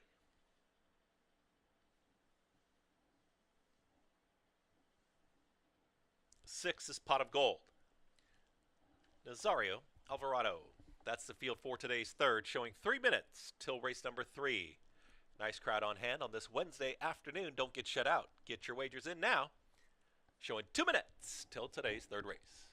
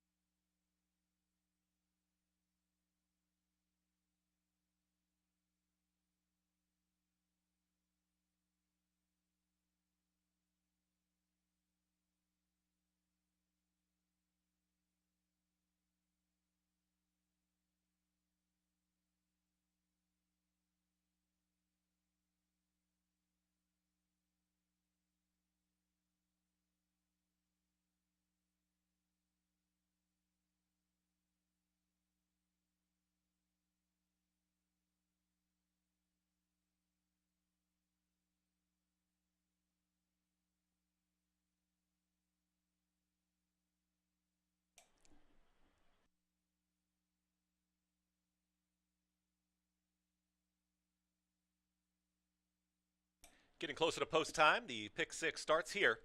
Get your wagers in now. Approaching post time for race 3.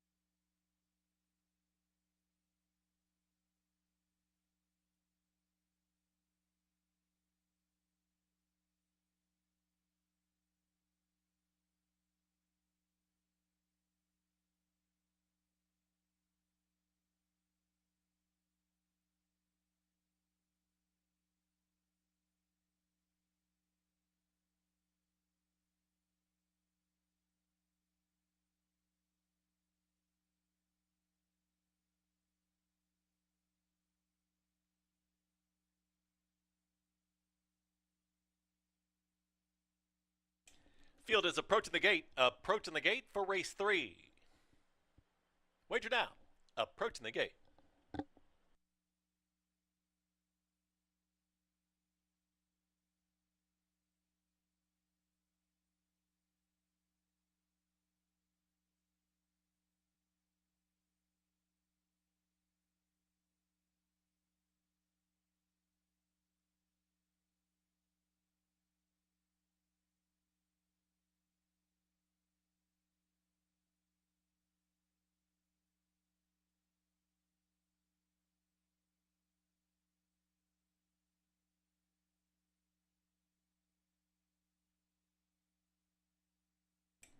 Horses are at the gate. It's post time.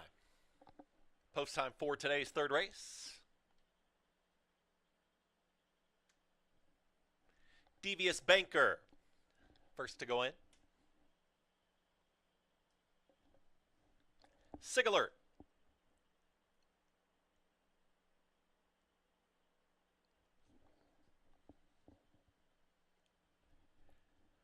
CJ's Grand Slam. Sharp As.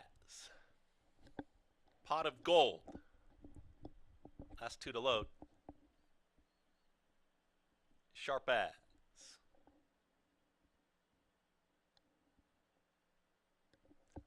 Pot of Gold. All set.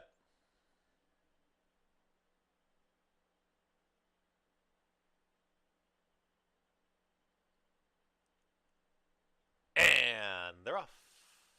Off slow with Sig Alert. It's at the back end of the field. CJ's Grand Slam shows the early lead. It's CJ's Grand Slam and Sharp As towards the outside. Also, Devious Banker is right there in that mix with Pot of Gold. The trailer is Sig Alert as they work up the backstretch. A two-way battle for the front end now. As they approach 4 furlongs left to go, here's Devious Banker, who's moved towards the inside. Right there is CJ's Grand Slam still. These two now into the far turn together. Sharp As is watching them. Andre Worry from the 3-path is now chasing those leaders just from off the pace. Down at the rail comes Sig Alert, who's trying to rally on with Pot of Gold. These two head and head as they went 23-1 for the opening quarter mile. Devious Banker is trying to hang tough down towards the inside. Still in hand, CJ's Grand Slam has not been asked by Perez, and now CJ's Grand Slam gets the cue and kicks for home. Devious Banker is not going anywhere, is fighting right back to the inside as they approach a final furlong. Sharp As has to pick it up. Trying to rally on from the back is Sig Alert. It's CJ's Grand Slam trying to dispatch of a very game Devious Banker, who's back for more. Devious Banker to the inside, fights back to the inside. Devious Banker gets the victory over CJ's Grand Slam. Sharp As finishing 4th was Sig Alert in 1 minute 5 and 3.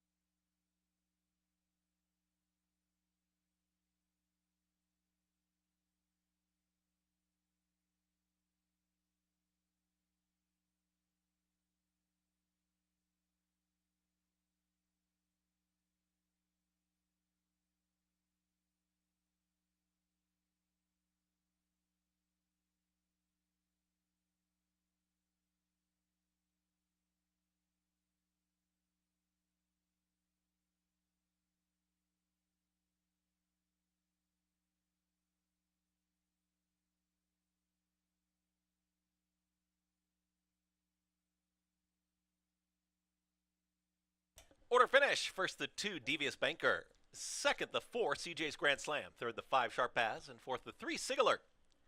2-4, 5-3. In race 3, running time 1 minute 5.79. Hold all tickets until race 3 is official.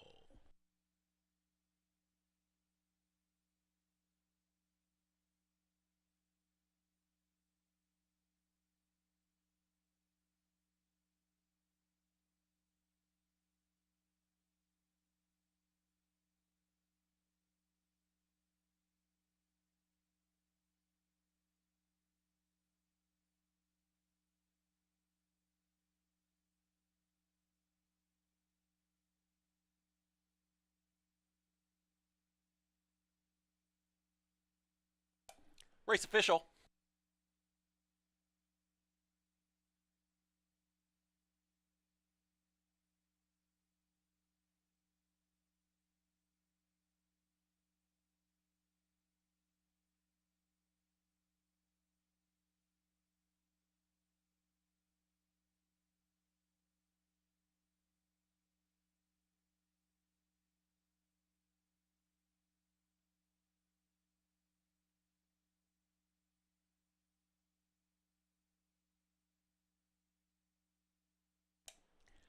Into the winner's circle is the 2 Devious Banker. He's a 5-year-old, gelding by Central Banker out of Devious Chick. Winning owner, Paul Cole, Autumn Cole, and Grayson Cole. Winning trainer is James Petton. The winning rider, Jackie Davis.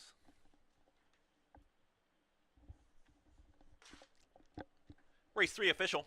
$2 double 18.80, $2 exacta 31.80, 50-cent trifecta 245 14.50, 10-cent superfecta $4.80.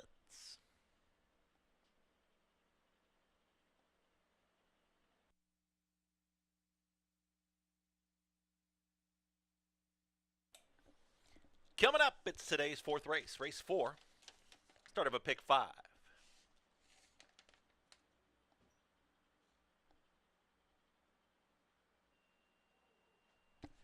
Race 4 is coming up in 22 minutes.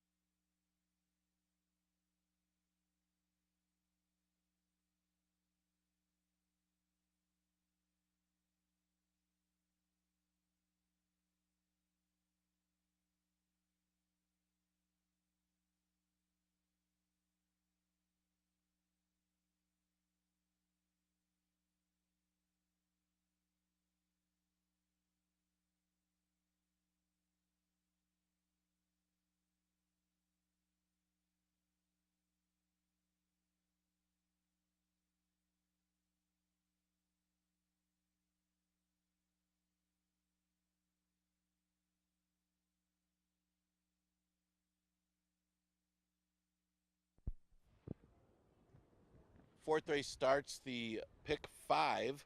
Exacta Try Super and Daily Double also available in here. And, going back to the third, a little bit of an upset as a change in tactics in Sharp has ended up rating. And that was a sharp ride by Jackie Davis as she was able to put Devious Banker into the race with TJ's Grand Slam. They only went 23 for the first course, so don't understand what Sharp was trying to do there, but Devious Banker was able to get into the race because of the poor tactics and get out there with CJ's Grand Slam and outbattle that rival. I mean, this is a horse that's always underneath, always fires, and finally gets through with a victory. Maybe switching to Jackie Davis today was the key. That for James Patine. That starts the pick 6. Fourth race, it's a 5,000 claimer going at 6 furlongs. Non-winners of 2 races a day or never won 4. Look at Invaluable Will, who just won for 5,000 last time on the drop in class after running against Fiery Heart and Limit Up in the starter. Got the big class relief, and it really showed. I mean, just kind of responded to the drop more than anything. The only thing I worry about is the flow of the race here, if he's got enough speed to chase after. You got some speed from Devious Mo on the outside, and you also got some speed from Tactical Speed, Big Bad Bud, and Smooth Tails. But Devious Mo seems like the horse that's got the most speed out there, and he's getting a lot of the play. But question is, can Invaluable Will get enough of a pace to chase him down, because he really doesn't have much for early speed, but he does seem like he's the best horse based on back class. 3 to 1 is the price on Valuable Will. Mention Devious Mo. He's been off since June, so gets a little bit of a freshening. He's got a bullet work since that race and should find himself out there with the early speed, because there isn't a lot in here. Last victory was from just out of it, going 5 furlongs. That was off the layoff, and just got caught chasing last time and caught a tough group at the 11 to 9 level in that last race. So with the pace flow, this horse certainly plays. He's at 5 to 2. The other one I used was Sam A, who finished behind Invaluable last time. Maybe with the same issue Invaluable Will's going to have. Does he have enough pace to chase in race number 4? It is 6 furlongs, but it doesn't have a lot of speed in here. Exacta Try Super Daily Double and pick 5 starts in race number 4. You got 7 minutes to post.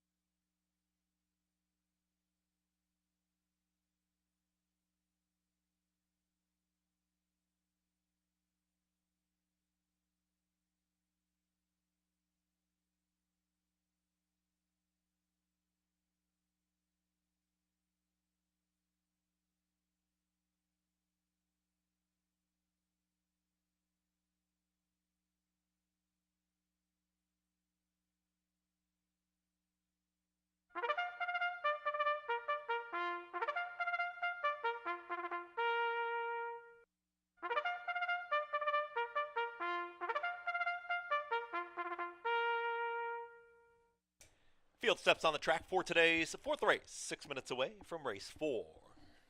Today's 4th, start of the pick 5. Race 4, 6 minutes. The 1, Invaluable Will, Rafael Rowena Jr. 2, Samé, Luis Perez. 3, Big Bad Bud, Anthony Rodriguez. 4, Smooth Tails, Jackie Davis. 5 is Gandy Dancing, Michael Davila Jr. 6, Devious Mo, Emmanuel De Diego. Race 4, 6 furlongs, 5 minutes away. 5 minutes till today's 4th race. Get your wagers in now. Nice busy day here at Finger Lakes. Gorgeous Wednesday afternoon. Make sure to get your wagers in now. Track is listed as good. Start of the pick 5. Don't get shut out. 5 minutes. Race 4. Wager now.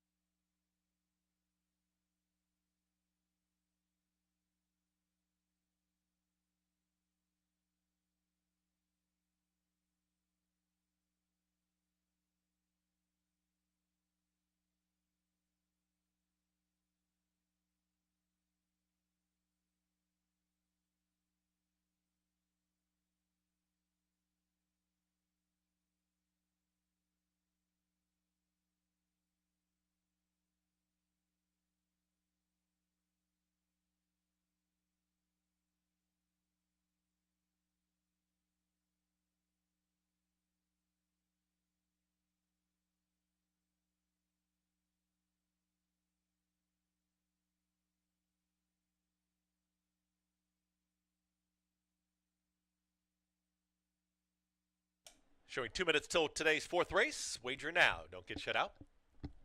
Less than 2 minutes till race 4.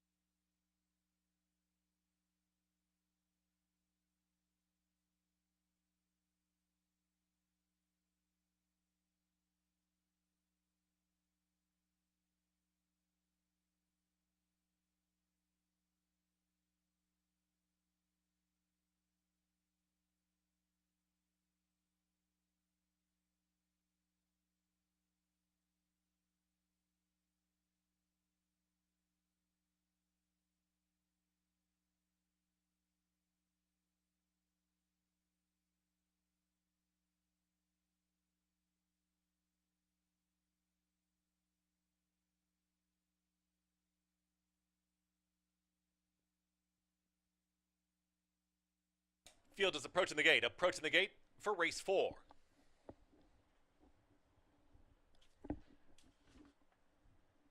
You can download your free Finger Lakes Equibase programs for every racing car at fingerlakesgaming.com. Available after 5:30 p.m. Download those free Finger Lakes Equibase programs today. Approaching the gate.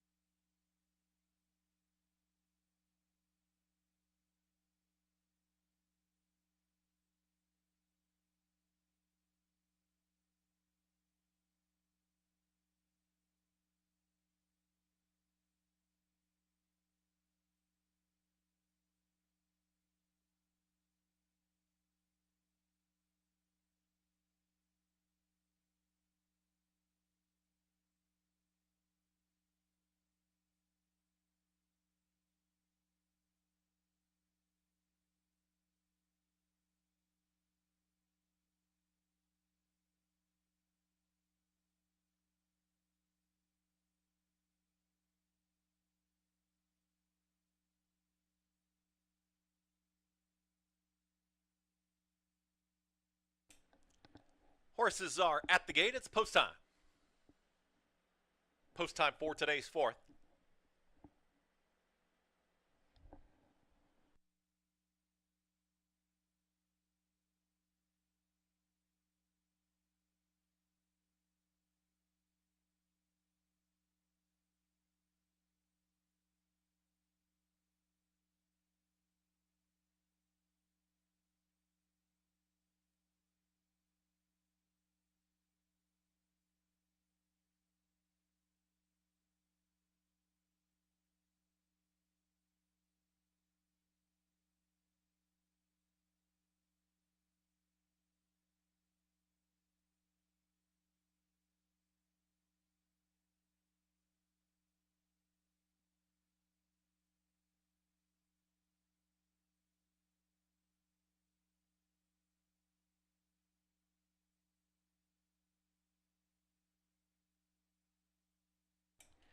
Smooth Tails moves forward. 2 out.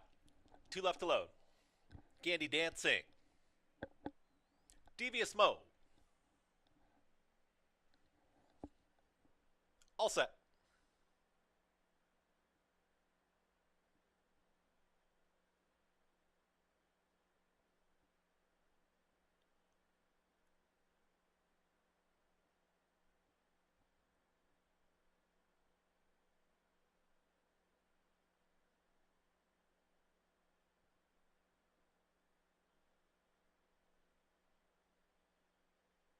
Got a rider off towards the inside there. Invaluable Will.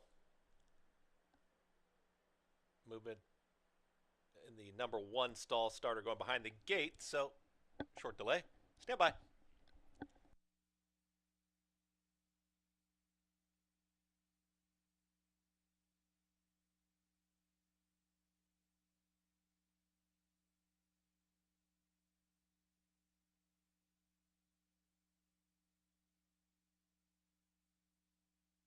Back the 1 out. Invaluable Will.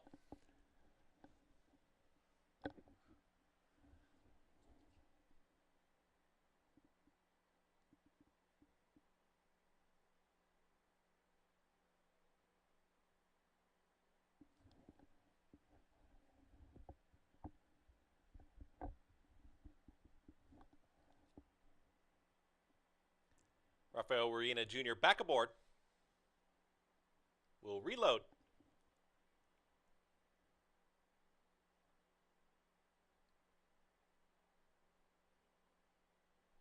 And they're off.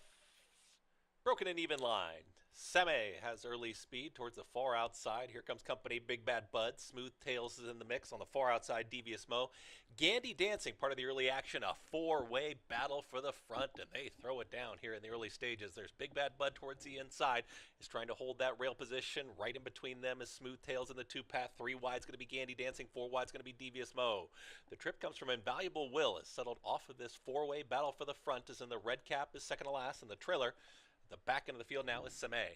As they work well into the far turn, 23 and 2, the opening quarter mile, but it was pressured as they move well into the far turn now, and at the rail there is Smooth Tails, Gandy Dancing in the green cap, trying to keep up with this group is Big Bad Bud, Blue Silks. Right there on the outside is Devious Mo. No run yet from the back of the field, Invaluable Will, Seme, as they reach the top of the stretch, and now Gandy Dancing is trying to put them away. It's Gandy Dancing. Still in it is Smooth Tails. Big Bad Bud starts to rally back on towards the inside. Devious Mo and Invaluable Will inside the final furlong. Gandy Dancing has a 16th left to go. Smooth Tails continues to come back at this rival, but Gandy Dancing wins it at 5-1. Gandy Dancing over Smooth Tails, Big Bad Bud, and Devious Mo in 1 minute 13 and 2.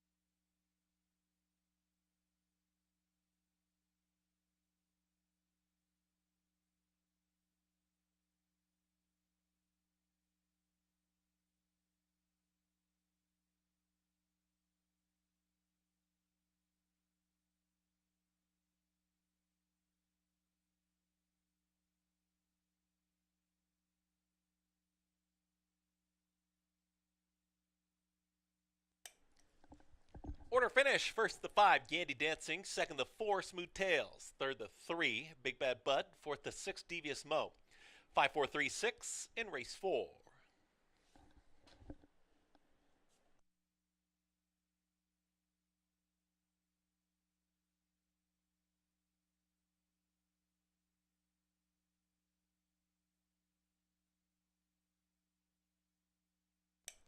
Into the winner's circle is the 5, Gandy Dancing. He's a 7-year-old gelding by Flatter out of Wild Grace.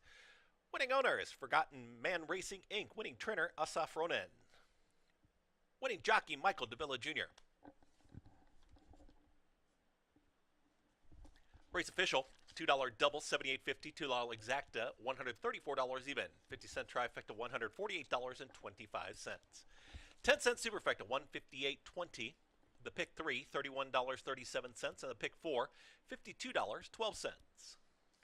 Running time, 1 minute 13.55. Up next, it's race 5. Start of the late pick 4. Late pick 4 time is coming up. 1 mile and 70 yards is the distance. Get involved in the late pick 4, race 5. In 21 minutes, get your wagers in early. Big crowd on hand this afternoon. Make sure you wager now. Wager early for today's 5th race. Also, don't forget, there's a handicapping challenge on Monday. Live racing will resume on Monday after today's program is complete. That'll be next Monday, August 12th. $1,000 cash to the winner. It's a $2,500 handicapping challenge. Free to play for all Lucky North members. Challenge consists of Finger Lakes races 1 through 8. Registration will begin at 11:30 a.m. It's free to play and $1,000 cash to the winner. Handicapping challenge next Monday.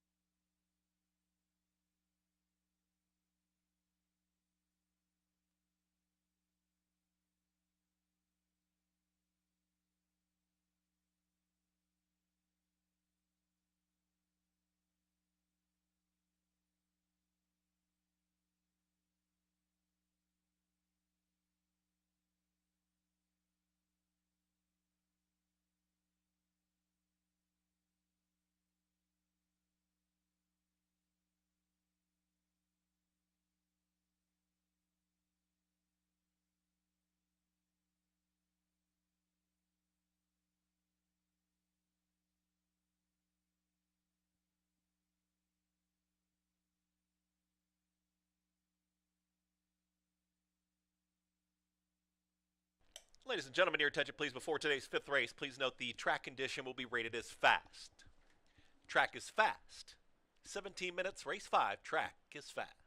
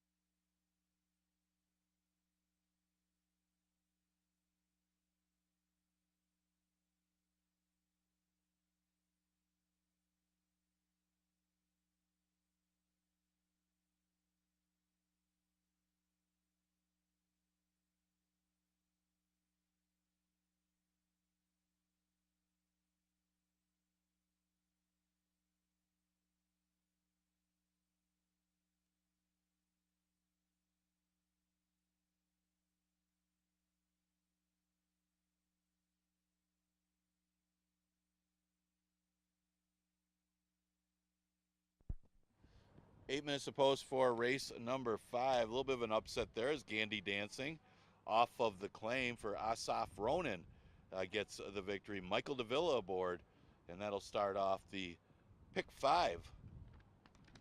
What a trip that horse got today. 5th race, an 11-9 claimer. Now wears the 2 sits a day or never won 4 races.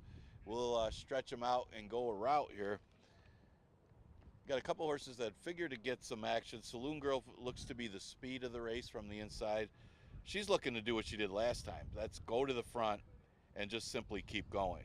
And she may get the same kind of pace today. And let's face it, it's not that much tougher a field. A couple of the same horses are in it. Talking about Misty Gale and Melissa Smile that finished behind her in a similar condition last time. The new face, well, we got the Stay Homes here. We're going to renew the rivalry between Just Stay Home and Stay Home Mama. But Just Stay Home had a good percentage of in the money when she was here before. She returns after running at Parks against their 5,000 claimers there. So steps up slightly in a sense to the 11-9, but this isn't any tougher than those claimers that she was in at Parks. She's the main threat to Saloon Girl in here, and she won't be that far back, and she'll try to chase her down under Kevin Navarro. The other Stay Home is a Stay Home Mama. She drops slightly, but she's more of an underneath type and late closer. She simply doesn't have a lot of pace to run at. 7 minutes to post for the 5th Exacta Tri Super Daily Double and Pick 4 starts here.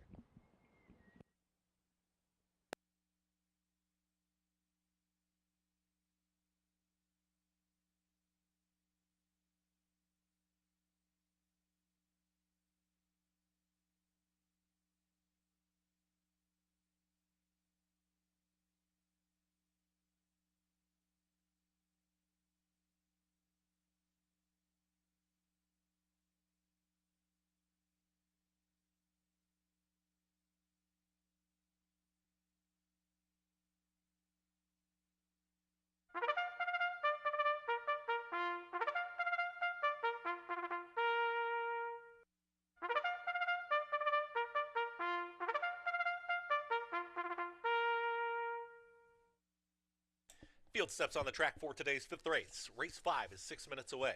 Today's 5th, start of a pick 4, mile and 70 yards. Race 5, 6 minutes.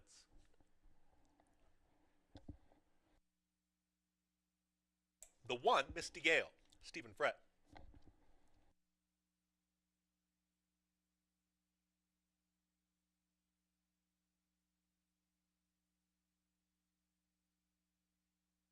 2, Saloon Girl, Luis Perez. 3, Melissa Smile, Jose Baez.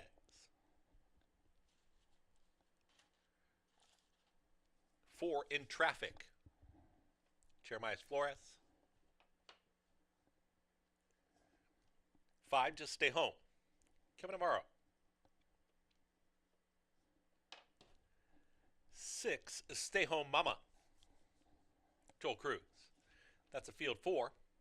Today's 5th, 5 minutes till race 5. Pick 4 is next.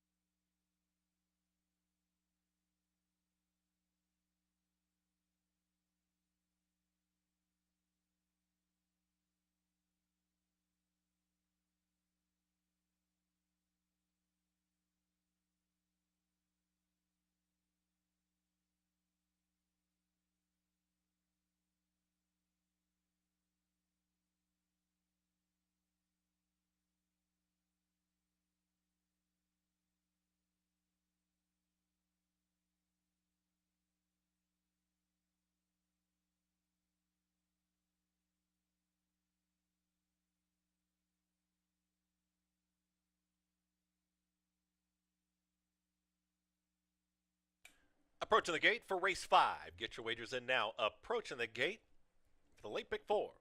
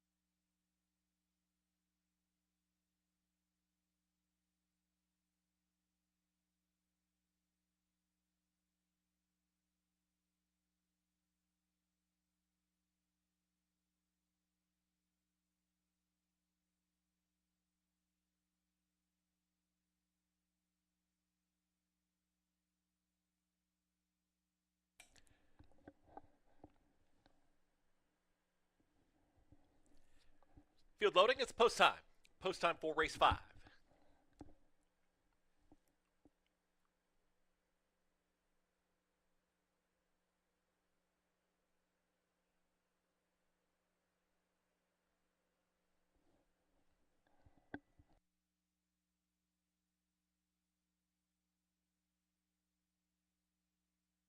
Misty Gale goes in without the rider. Now getting aboard.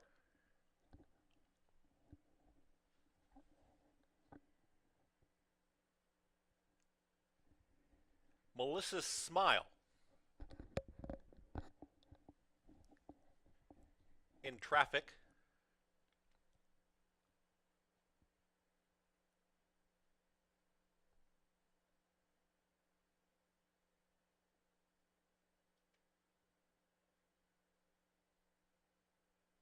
Last to load, Stay Home Mama. All set. And they're off.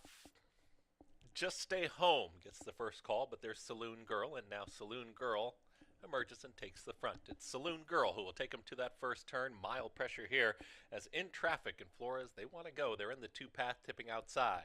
Then comes Just Stay Home, who's going to be 3 wide. 4 wide will be Stay Home Mama. At the rail, Misty Gale. And the early trailer at the back end of the field is Melissa's Smile. They're chasing Saloon Girl. Saloon Girl's got the lead, is up by half length.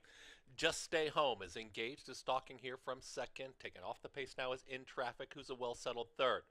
In behind them, Stay Home Mama's in the 4th position. Center of the racetrack to the inside is Misty Gale. And the trailer, Melissa's Smile.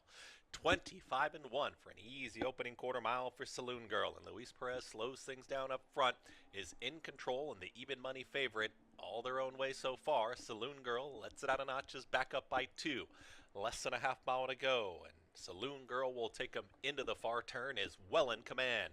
Just Stay Home is trying to rally here from second, starts to get encouraged to move forward. Right in behind them comes In Traffic in third. Misty Gale, orange blinker, starts to move forward. Out wider, Stay Home Mama, the trailer.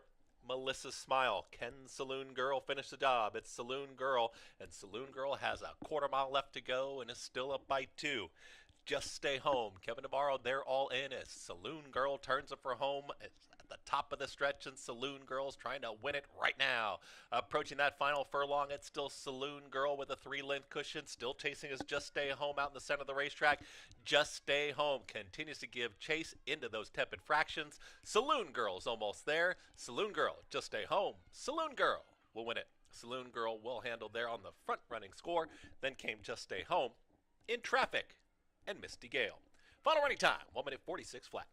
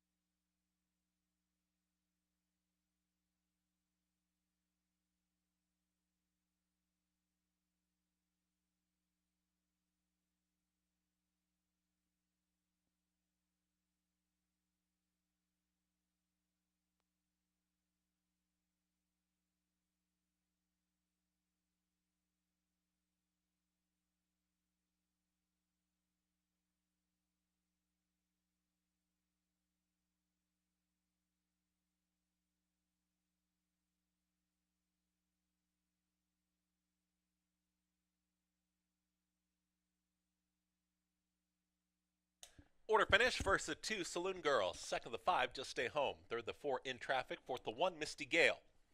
2541. Into the winner's circle is the 2, Saloon Girl. She's an 8-year-old by Alpha out of Carson City Girl. Winning owner, Nurka Huertas. Winning trainers, Nurka Huertas. And the winning jockey, Luis Perez.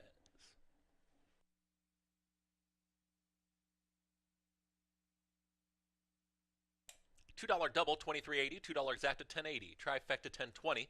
Superfecta, $6.42. Pick 3, 252. $47.87. Final running time, 1 minute 46.04 seconds. Up next, it's race number 6. Late pick 3 time. 5.5 furlongs is the distance. Scratch the 9. Race 6 in 23 minutes.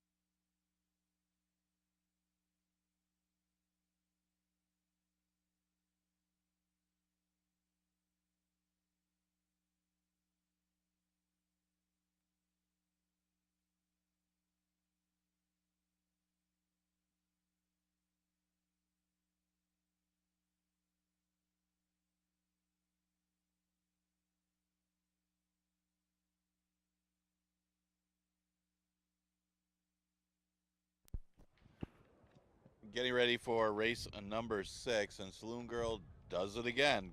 Goes to the front end and was able to hold off Just Stay Home to get the victory. Luis Perez for Nurka Huertas. That's 3 in a row for Saloon Girl, going back to her $5,000 claiming victory. We go to the 6th race. Exacta Tri Super Daily Double and Pick 3 starts in here. It's a never won 2 condition for fillies and mares, going 5.5. Pretty competitive group for race number 6. We do scratch the what would have been a big favorite, the 9 in permanence. That one will be out of race number 6. It does open up the race, though, makes it a real tough one a little tough puzzle to put together here. You got Debbie Darling, who 9-2 is going to be my top choice. I don't have a real strong opinion on this race as far as who I really like in here. I think you have to spread out a little bit if you're playing pick 4s, pick 5s. But Debbie Darling at least has been running against better competition, especially when she was a maiden, running somewhat competitively against maiden claimers in New York. Tried the special weights here and just wasn't good enough against the special weights, but then dropped and found herself alone on the lead against the 11 and 9s, and that's what got her home. You could draw a line through her last race.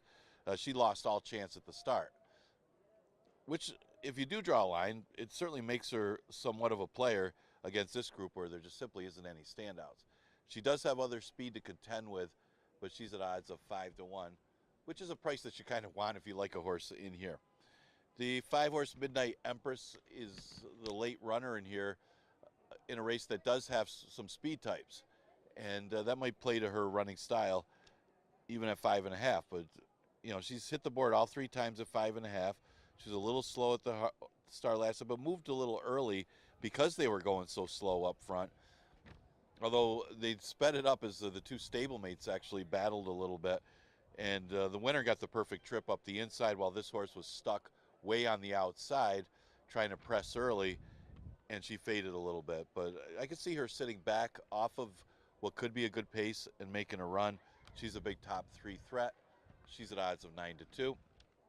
The 2-horse is Kaz's Rose, getting a lot of play here. Switches to Keeper Koa, comes out of a little better race with Blue Eyed Warrior and She Loves to Move, who both came back to win out of that race. Now, she wasn't that competitive with the top 2 finishers. She was still running back because she ran behind Miami Twofer, who's in this race. So you really can't put too much stock in that. But she's another one, like Debbie Darling, had been facing tougher before dropping to 5,000. She's a player, and she's certainly a threat to at least be in the number. She's currently at odds of 2-1. She's a current lukewarm favorite in a wide open 6th race. Exacta Tri Super Daily Double and Pick 3 starts with this race. We scratch the 9 in permanence.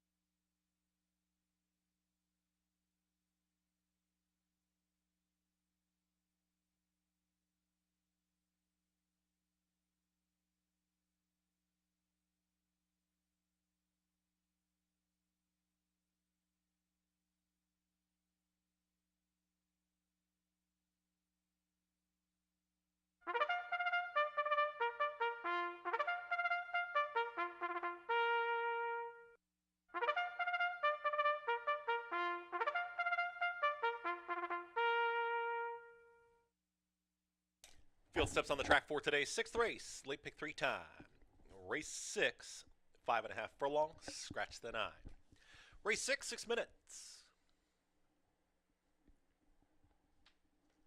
The 1, Dr. Gianali. Emmanuel De Diego.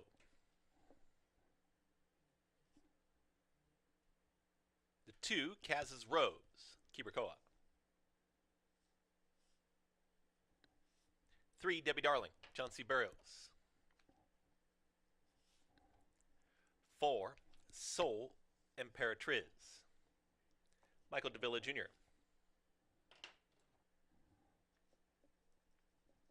5 is Midnight Empress, Kevin Navarro.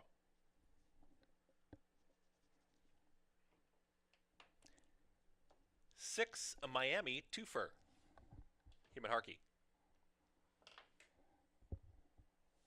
7, Journey of 5, Jackie Davis.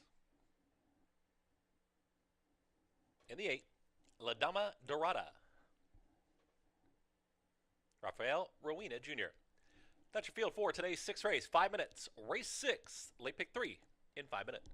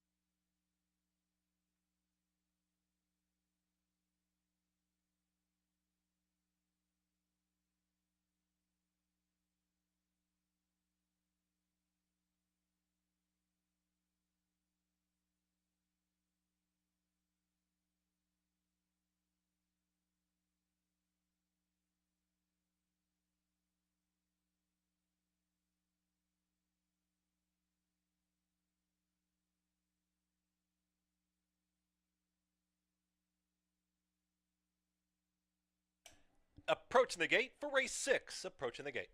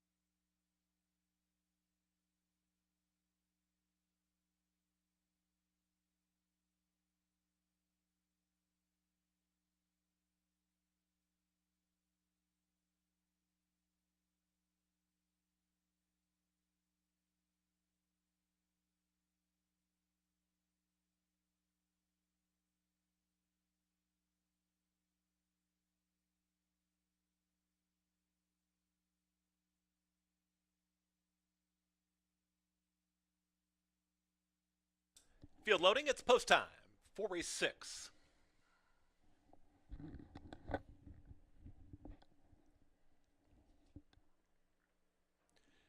Kaz Rose stepping forward.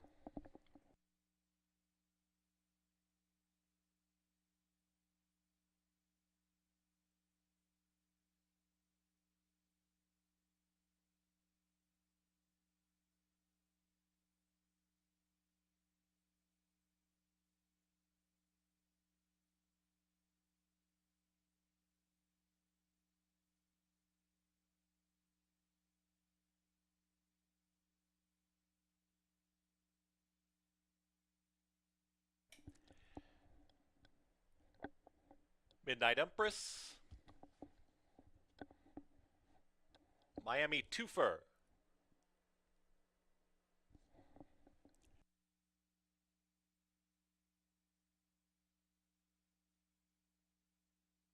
Two out.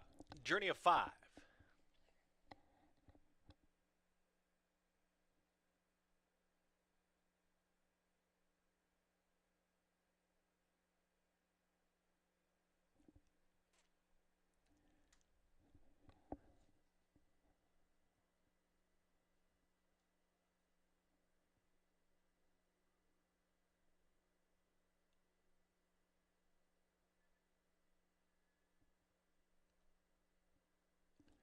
Last to load will be the 8 La Dama Dorada, who's a little reluctant, just unseated the rider.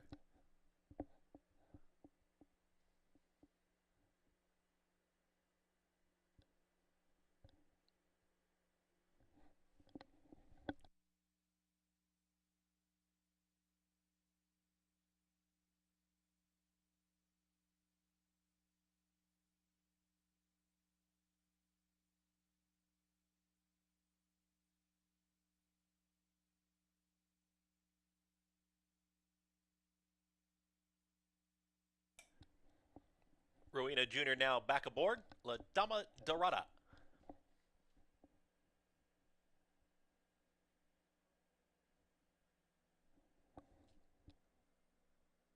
Now back to 3 out of the gate. Debbie Darling.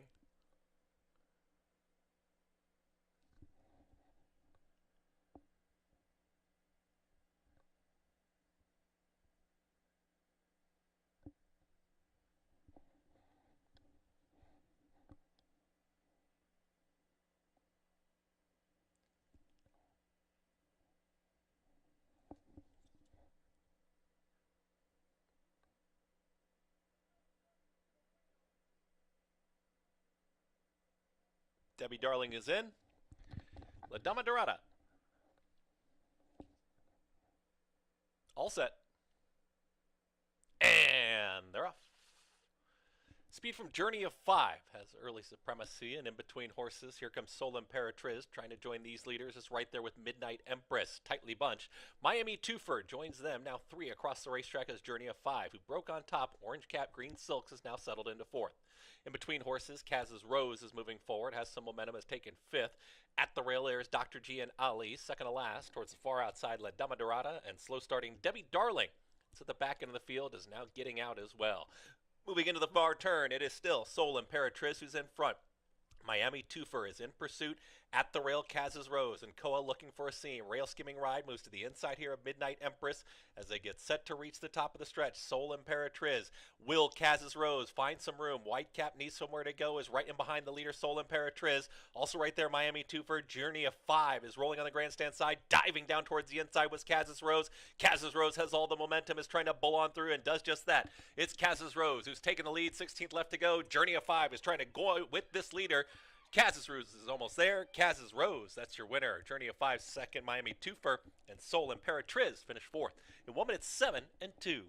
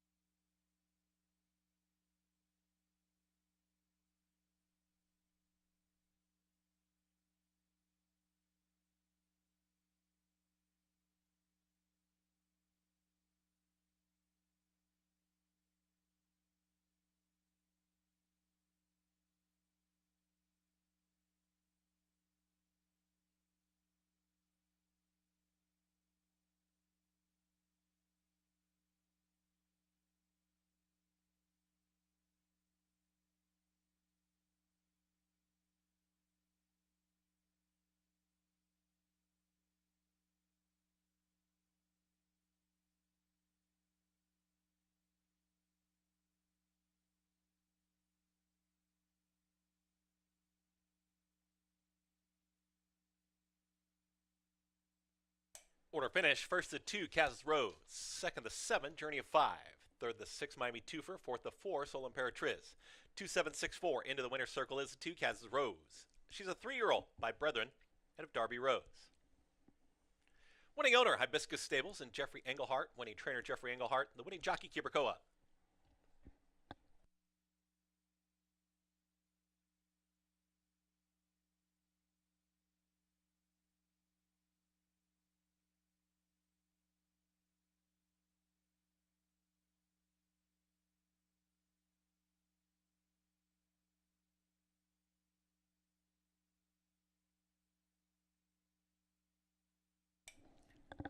Race official, $2 double, $23.80, $2 exacta, $72.50, trifecta, $186.50. 10-cent superfecta, $254.80. Running time 1 minute 7.51. Coming up, race 7, late double time. Race 7, 5.5 furlongs. Field of 7. Race 7 in 22 minutes.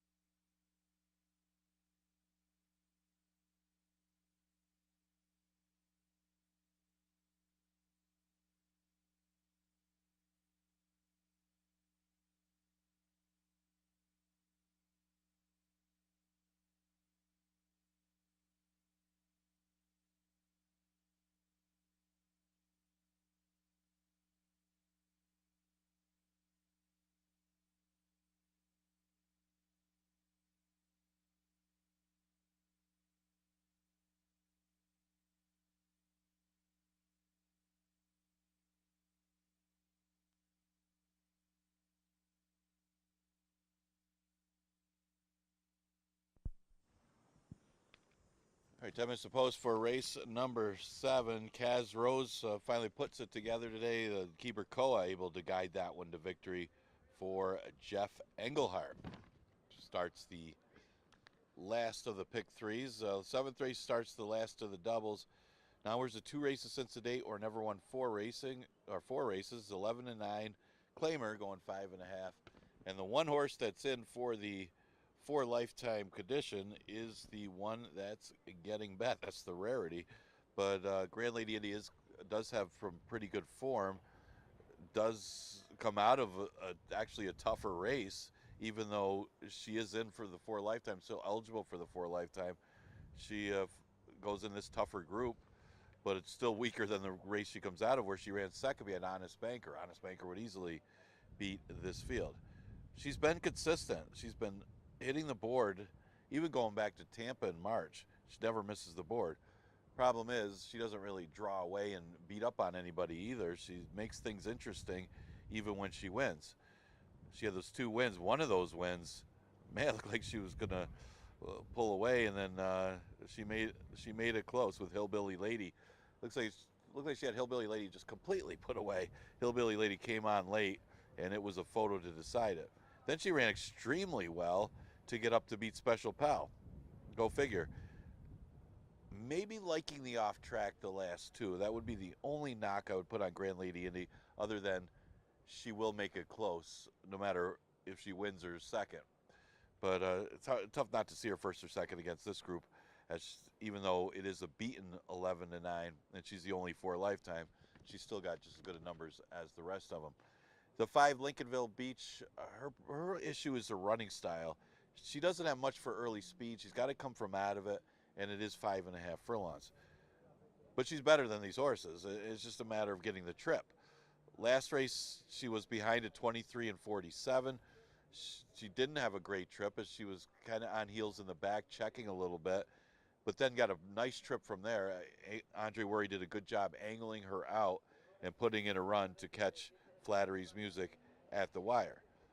She's at the mercy of the pace, though, as she doesn't have anything for early speed, and there isn't a ton of pace in here. You got to figure it comes from Reiterate and others, but it is only 5.5. She ran good earlier in the year going 4.5, and she ran a solid second behind Little Miss Sunshine. But again, she's better than most of these horses. It's just a matter of getting them to back up to her. I like her on top, hoping that she does get the pace, because I do think she is the best horse in this race, and she's at odds of 7 to 2. The 3 Flattery's Music was defeated by Lincolnville Beach. She'll get first run on her again, and maybe that could be the difference to put her right there. Flattery's Music's going pretty well, especially off of the last effort. Seems like she's improved, or maybe it was just the easier field. But those are some of the main contenders for the 7th race. We will start the last double. Exacta Trifecta Superfecta offered in race number 7.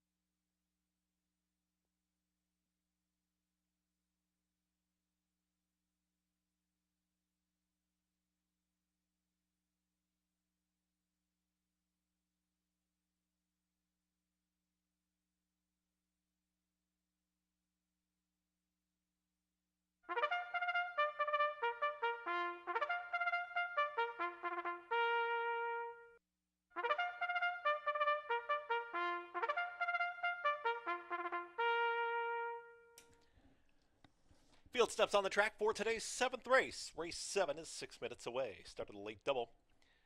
Race 7, 6 minutes.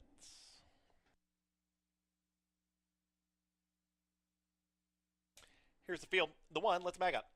Kevin Navarro.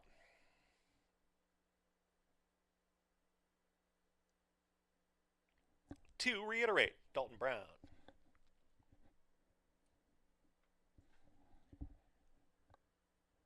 Three, Flattery's Music, Michael Davila Jr.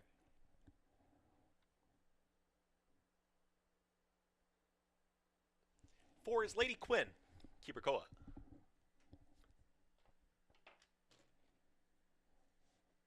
Five, Lincolnville Beach, Andre Worry. Six, Sweet Shallots, Joel Cruz.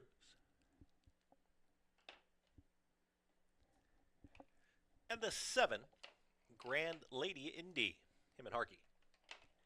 That's the field for today's seventh race, late double. Race 7, 5 minutes.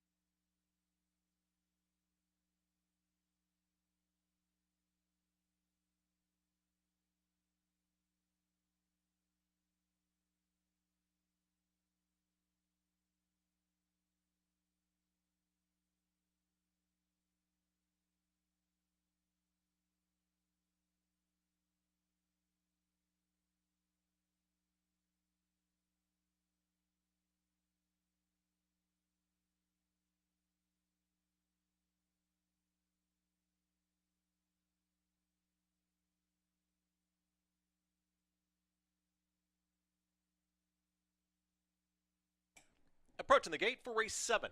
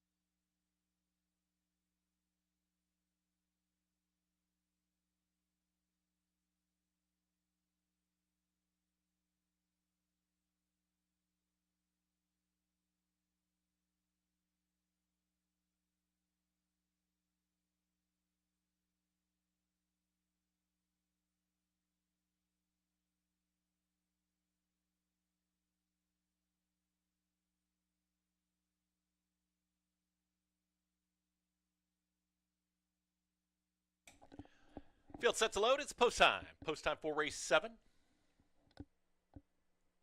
Field is 7.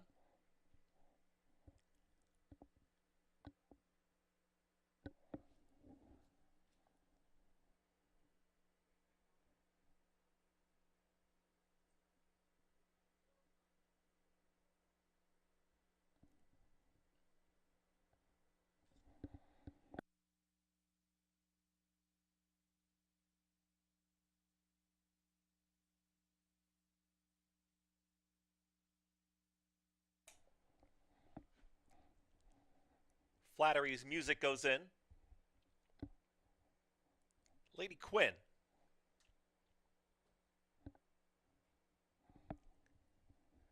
Two out. Sweet Shallots.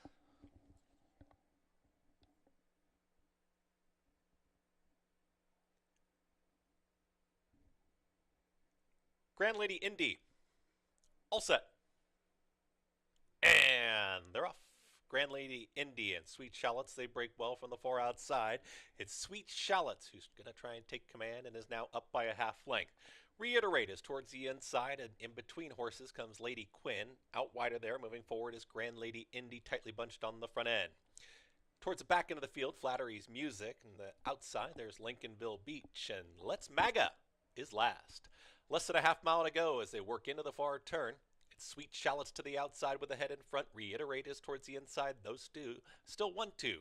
3 wide comes the run from Grand Lady Indy is after them. Trying to rally on also out wider. Lincolnville Beach still very tightly bunched. It's going to get real tight here for Flattery's Music. Orange Silks, nowhere to go. Blue Cap looks to have run, but nowhere to go. They get set to reach the top of the stretch. Sweet Shallots trying to fend them off. Grand Lady Indy is right there. Grandstand side, Lincolnville Beach is trying to rally on, and here comes the green cap of Lincolnville Beach is in pursuit of Grand Lady Indy. Still looking for a way through there is Flattery's Music, Orange Silks, but it's Lincolnville Beach who's now taking the lead. Lincolnville Beach is up by a neck. Lincolnville Beach, Andre Worry, they get the victory. Second went to Grand Lady Indy, then came Lady Quinn and Flattery's Music. Final running time, 1 minute 6 and 1.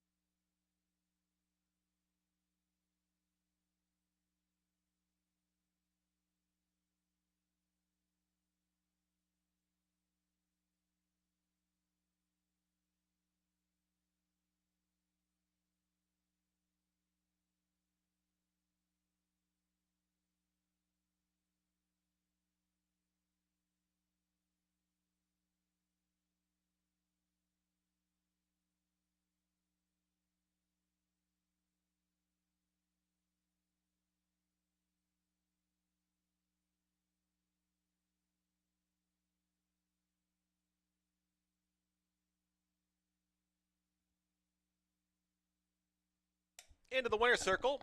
Winner of today's 7th race is the 5 Lincolnville Beach. She's a 5-year-old by Keen Ice out of Second Marriage. Winning owner, Epona Racing Stable and Toga Party Racing Stable. Winning trainers, Chris Englehart. The winning jockey, Andre Worry.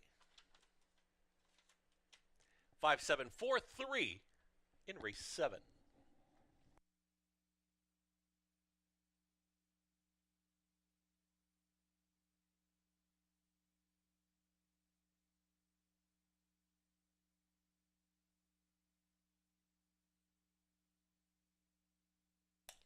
Race 7 official. $2 double, $65. $2 exacta, $19.20. Trifecta, $17.37. Superfecta, $12.85. Running time, 1 minute 6.34. Coming up, 8th and final. Race 8. Scratch the 7. Race 8 at 5.5 furlongs is next in 24 minutes.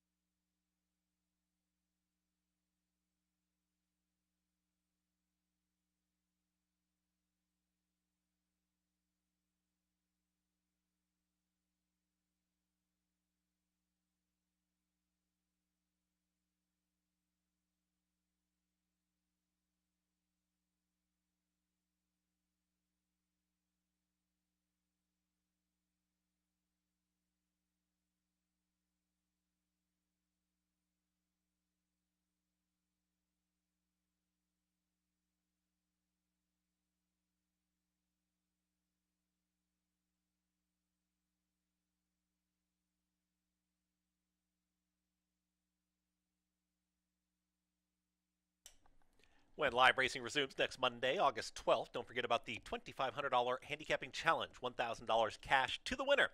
Free to play for all Lucky North members. Challenge consists of Finger Lakes races 1 through 8. Registration begins at 11:30 a.m. $2,500 Handicapping Challenge. That'll be next Monday, August 12th. Live racing at Finger Lakes Gaming and Racetrack. Also, you can download your free Finger Lakes Equibase programs for every racing card at fingerlakesgaming.com. Available after 5:30 p.m. Monday, Tuesday, and Wednesday. First race post time is 1 o'clock, and on your video monitors there's the details of the Handicapping Challenge that awaits you on Monday. Join us for live racing. 15 minutes till race 8.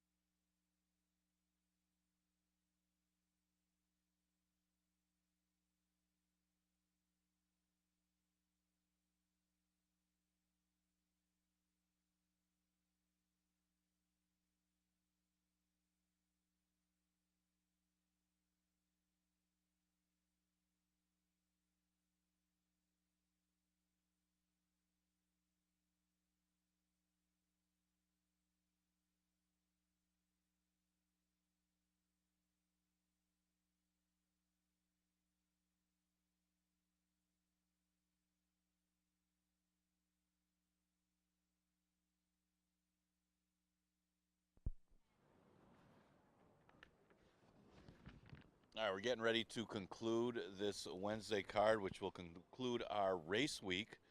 This one is one of the most difficult races of the day, and you can tell by the board. There's no strong standouts. I thought the 6th and the 8th were the two that might produce a little bit of price, although the 6th race was one of the logical horses, ended up winning that race. But we'll see in this one, because nobody really stands out of the races they're coming out of, which makes it a lot of fun for the last race on the card. Looking back at the 7th, yeah, I mean, Lincolnville Beach, it's a nice racehorse. I mean, she was able to stay closer. Andre kept her wide enough, out of trouble, and she was able to get by Grand Lady Indy to get the victory for trainer Chris Englar. Got some good value on that one.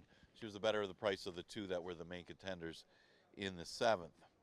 Well, this 5,000 maiden claimer, tough to come up with who is the main contender of this one. From top to bottom, you really can't dismiss anybody. We did get the one scratch, the 7, Disney's Gal. As you see, the longest shot on the board right now is the 3, Little Maze at 6-1. The favorite is at 2-1, which is Crystal, and she's had her chances too. She's cutting back in distance. She plays. I thought was taking a shot in here at a horse that was a price morning line. She's actually the longest shot on the board, or on the morning line, to Ligon's Music. This is the type of race to take a chance on a horse that's got a little bit of a price. To me, she has the best shot to improve. Some of these horses have had chances. Ligon's Legacy's only had one race, and it was at the 11-9 level. So and it's not like she ran that bad. Debbie Darling, she kind of got away on the front end. Now, Debbie Darling didn't run very well today, but that's because she did not break from the starting gate, and she's a horse with speed. That day, Debbie Darling turned out to be the only speed, and she was able to control the pace in 47 and go on to victory. They were pretty spread out in that race. Lady Lawrence a few lengths behind that one, and Lygon's Legacy just kind of lost interest after that point. It's not like she ran that horribly in that race relative to the competition that she's going to have today. Again, that was her first start. She goes first time Lasix for this race, and in a race where the numbers, she's just below what some of these other ones are produced as far as buyer numbers, and she can improve that number with a better run today.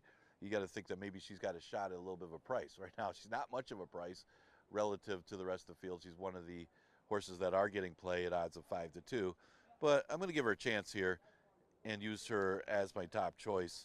The 5 Disco Princess comes out of the Soul Esperado race, but she was also in that same race as Lygon's Legacy, the race before, where she didn't run that badly. Again, it was a lone speed winner basically, where the pace didn't come back. That horse was able to control in 47, so she was unable to put in much of a late run that day. She dropped to 5 last time. That was the second time in for 5,000, and she only got beat 3 lengths in that particular race. But again, it wasn't that strong of a pace up front, where the winner, Soul Emperatrice, was the one who took advantage of that pace and ended up winning. So she's one that's kind of a logical horse in here, in a sense that she should put in a late run.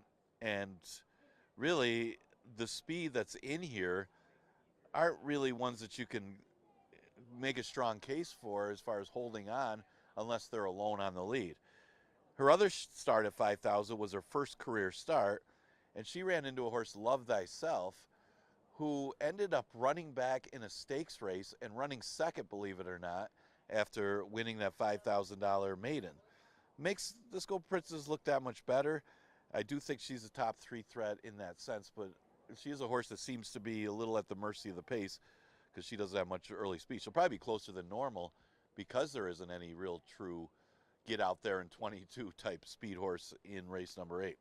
The 4-horse Crystal, she's been close at this level and probably the best form at this level, so she's going to get some play. She's at 5-2, ran pretty decently when going a mile in the slop last time.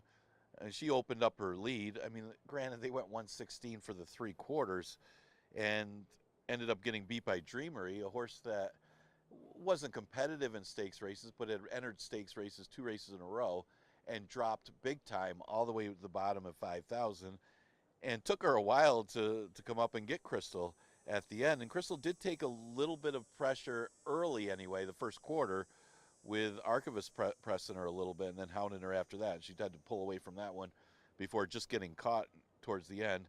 But when Dreamery got going, well, Dreamery was much the best in that race. So she cuts back in distance, but she's had her chances. And she was also in that Love Thyself Disco Princess race, and she finished behind Disco Princess in that particular race.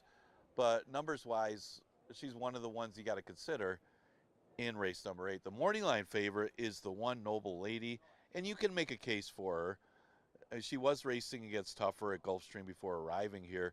Just I couldn't see her as the favorite in her first start of the year. Her last race was for 5,000 last year. And I disregard the fact that they went 116. It was a slower racetrack after we resurfaced towards the end of the year. So the time may be more like 114 this year. So I don't take much stock in that. And she didn't run that badly. And it's not the strongest of field. So she does have a chance in here. But a lot of ifs if you're taking the horse as a favorite. At 5-1, maybe you can consider her. And that's the price she is right now. So those are a few of the contenders in, let's say, a wide open finale. Exacta, Trifecta, Superfecta offered in the last. We are dark the next few days. Next live racing day, well, that'll be Monday with a 1 o'clock first post.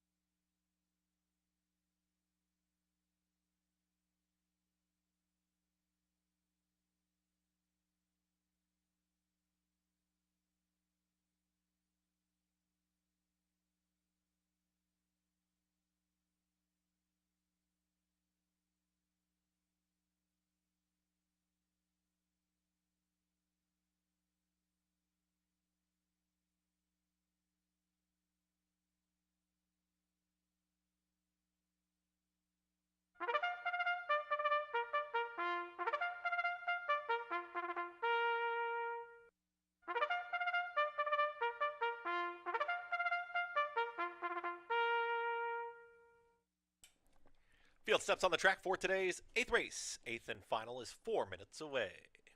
Scratch the 7. Race 8, 4 minutes. 1, Noble Lady, him and Harkey. 2, Lygon's Legacy, Jeremiah Flores.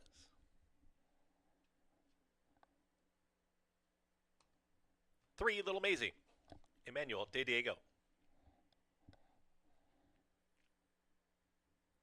4, Crystal, Michael Davila Jr.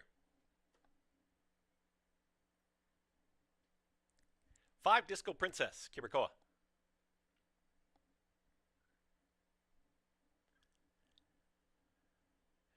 And the 6 is Baby Dreams, Under Worry.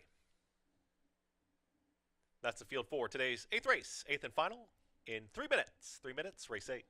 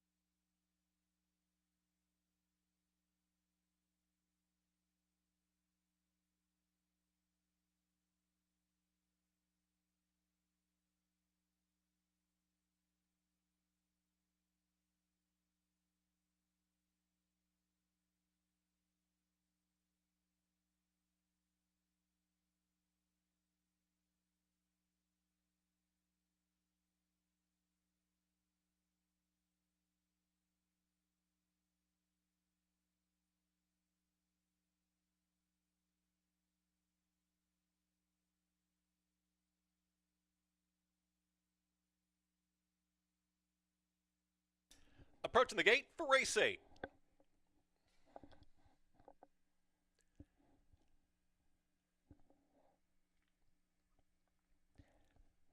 Racing does resume here at Finger Lakes, don't forget, on Monday, August 12th.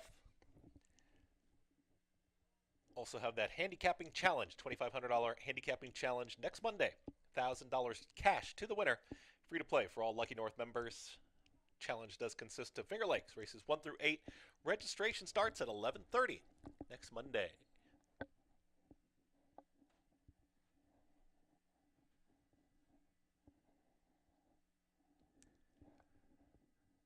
Field is at the gate. It's post time. Post time for the 8th and final.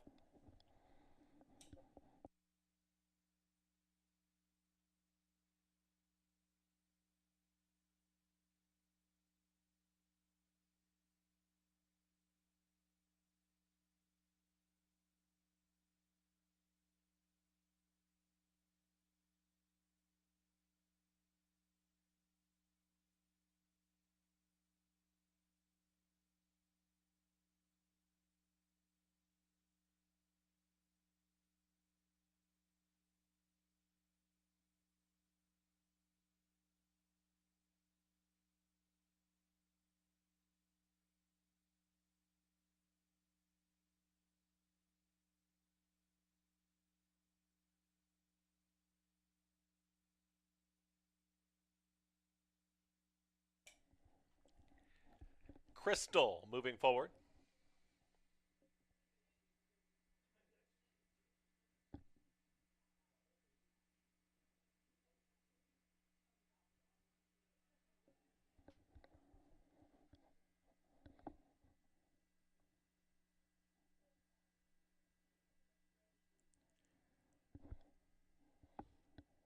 Two out.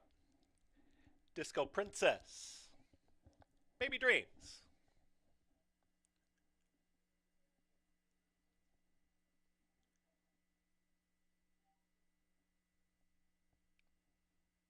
Baby Dreams. Goes in. All set.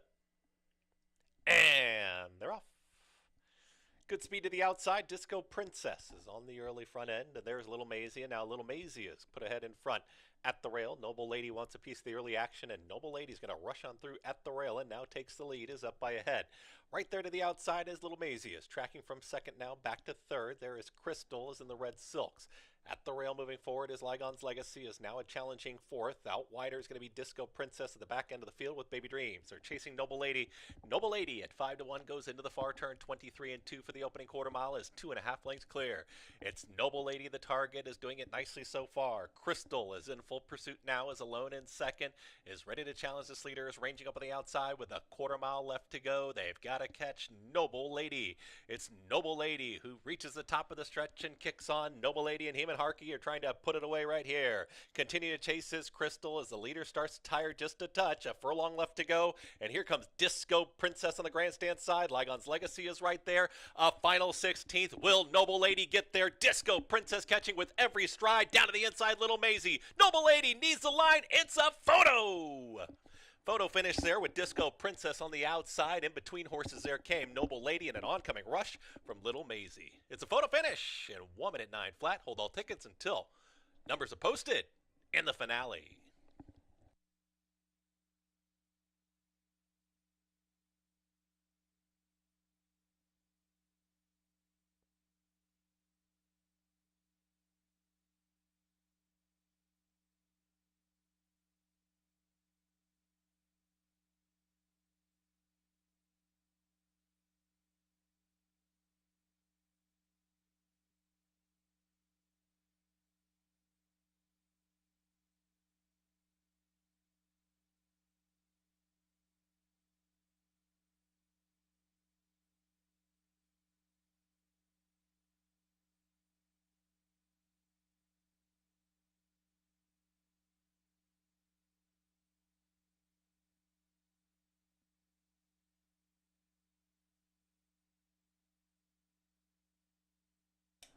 Photo finish in race 8.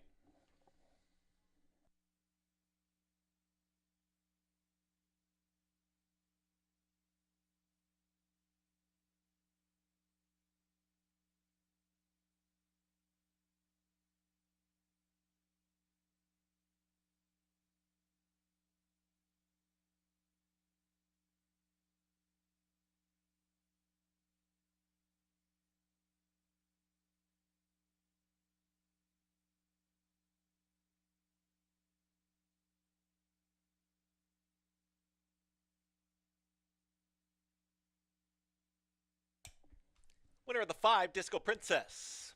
Second, the 1, Noble Lady. Third, the 3, Little Maisie. And fourth, the 2, Lygon's Legacy. 5132. Into the winner's circle is the 5, Disco Princess. She's a 3-year-old by Disco Partner out of Freedom's Flame.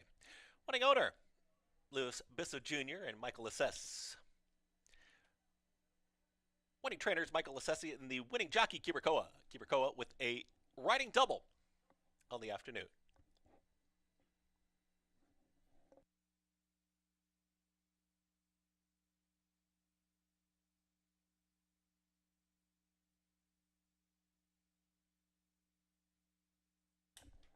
Five, 1, 3, 2.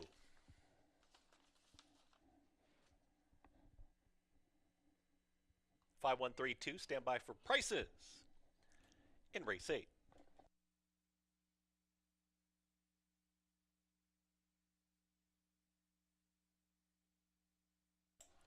Race official. $2 double, 5-5, 36.60. $2 exacta, 5-1.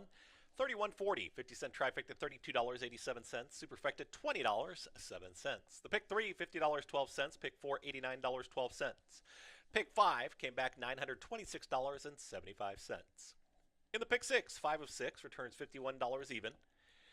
Pick 6 carryover for Monday, $764.98. Final running time, 1 minute 9.07 in the finale. Don't forget there's a $2,500 handicapping challenge that awaits you on Monday. It's free to play for all Lucky North members, $1,000. Cash to the winner. That's next Monday, August 12th, when live racing resumes. The challenge consists of Finger Lakes races 1 through 8, and registration will begin at 11:30. Live racing is conducted Monday through Wednesday. Post time is 1 o'clock right here at Finger Lakes Gaming and Racetrack. You can always download your free Finger Lakes Equibase programs for every racing card at fingerlakesgaming.com, available after 5:30. That concludes our live racing action here for this Wednesday and for the week. Live racing resumes on Monday, August 12th. Thank you very much to the entire team here for your hospitality. Appreciate it. Enjoyed my time. Live racing back here on Monday at Finger Lakes Gaming and Racetrack.